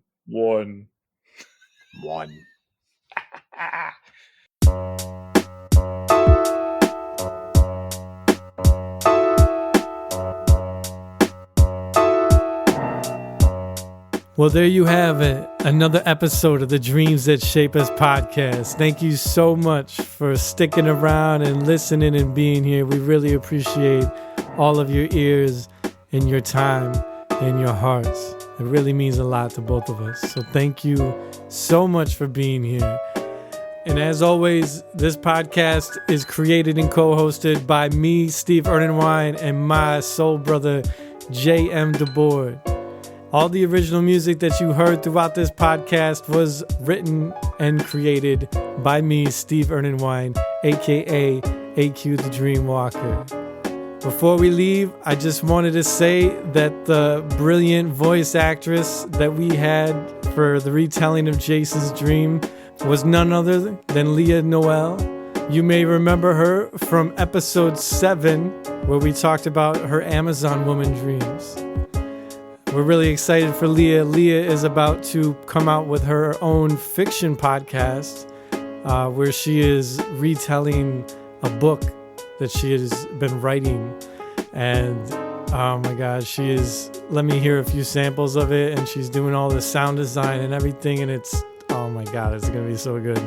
So we're going to give you guys a sneak preview at a later episode when it gets closer to the time that she's going to be done with it. I really encourage you to check it out when she is. More information on that to come. If you want to check out me and Jason, find us on Instagram at Dreams That Shape Us. Go to his website, jmdeboard.com, and you can find my music and all the streaming services under AQ the Dreamwalker. We thank you all so deeply, and nighty night!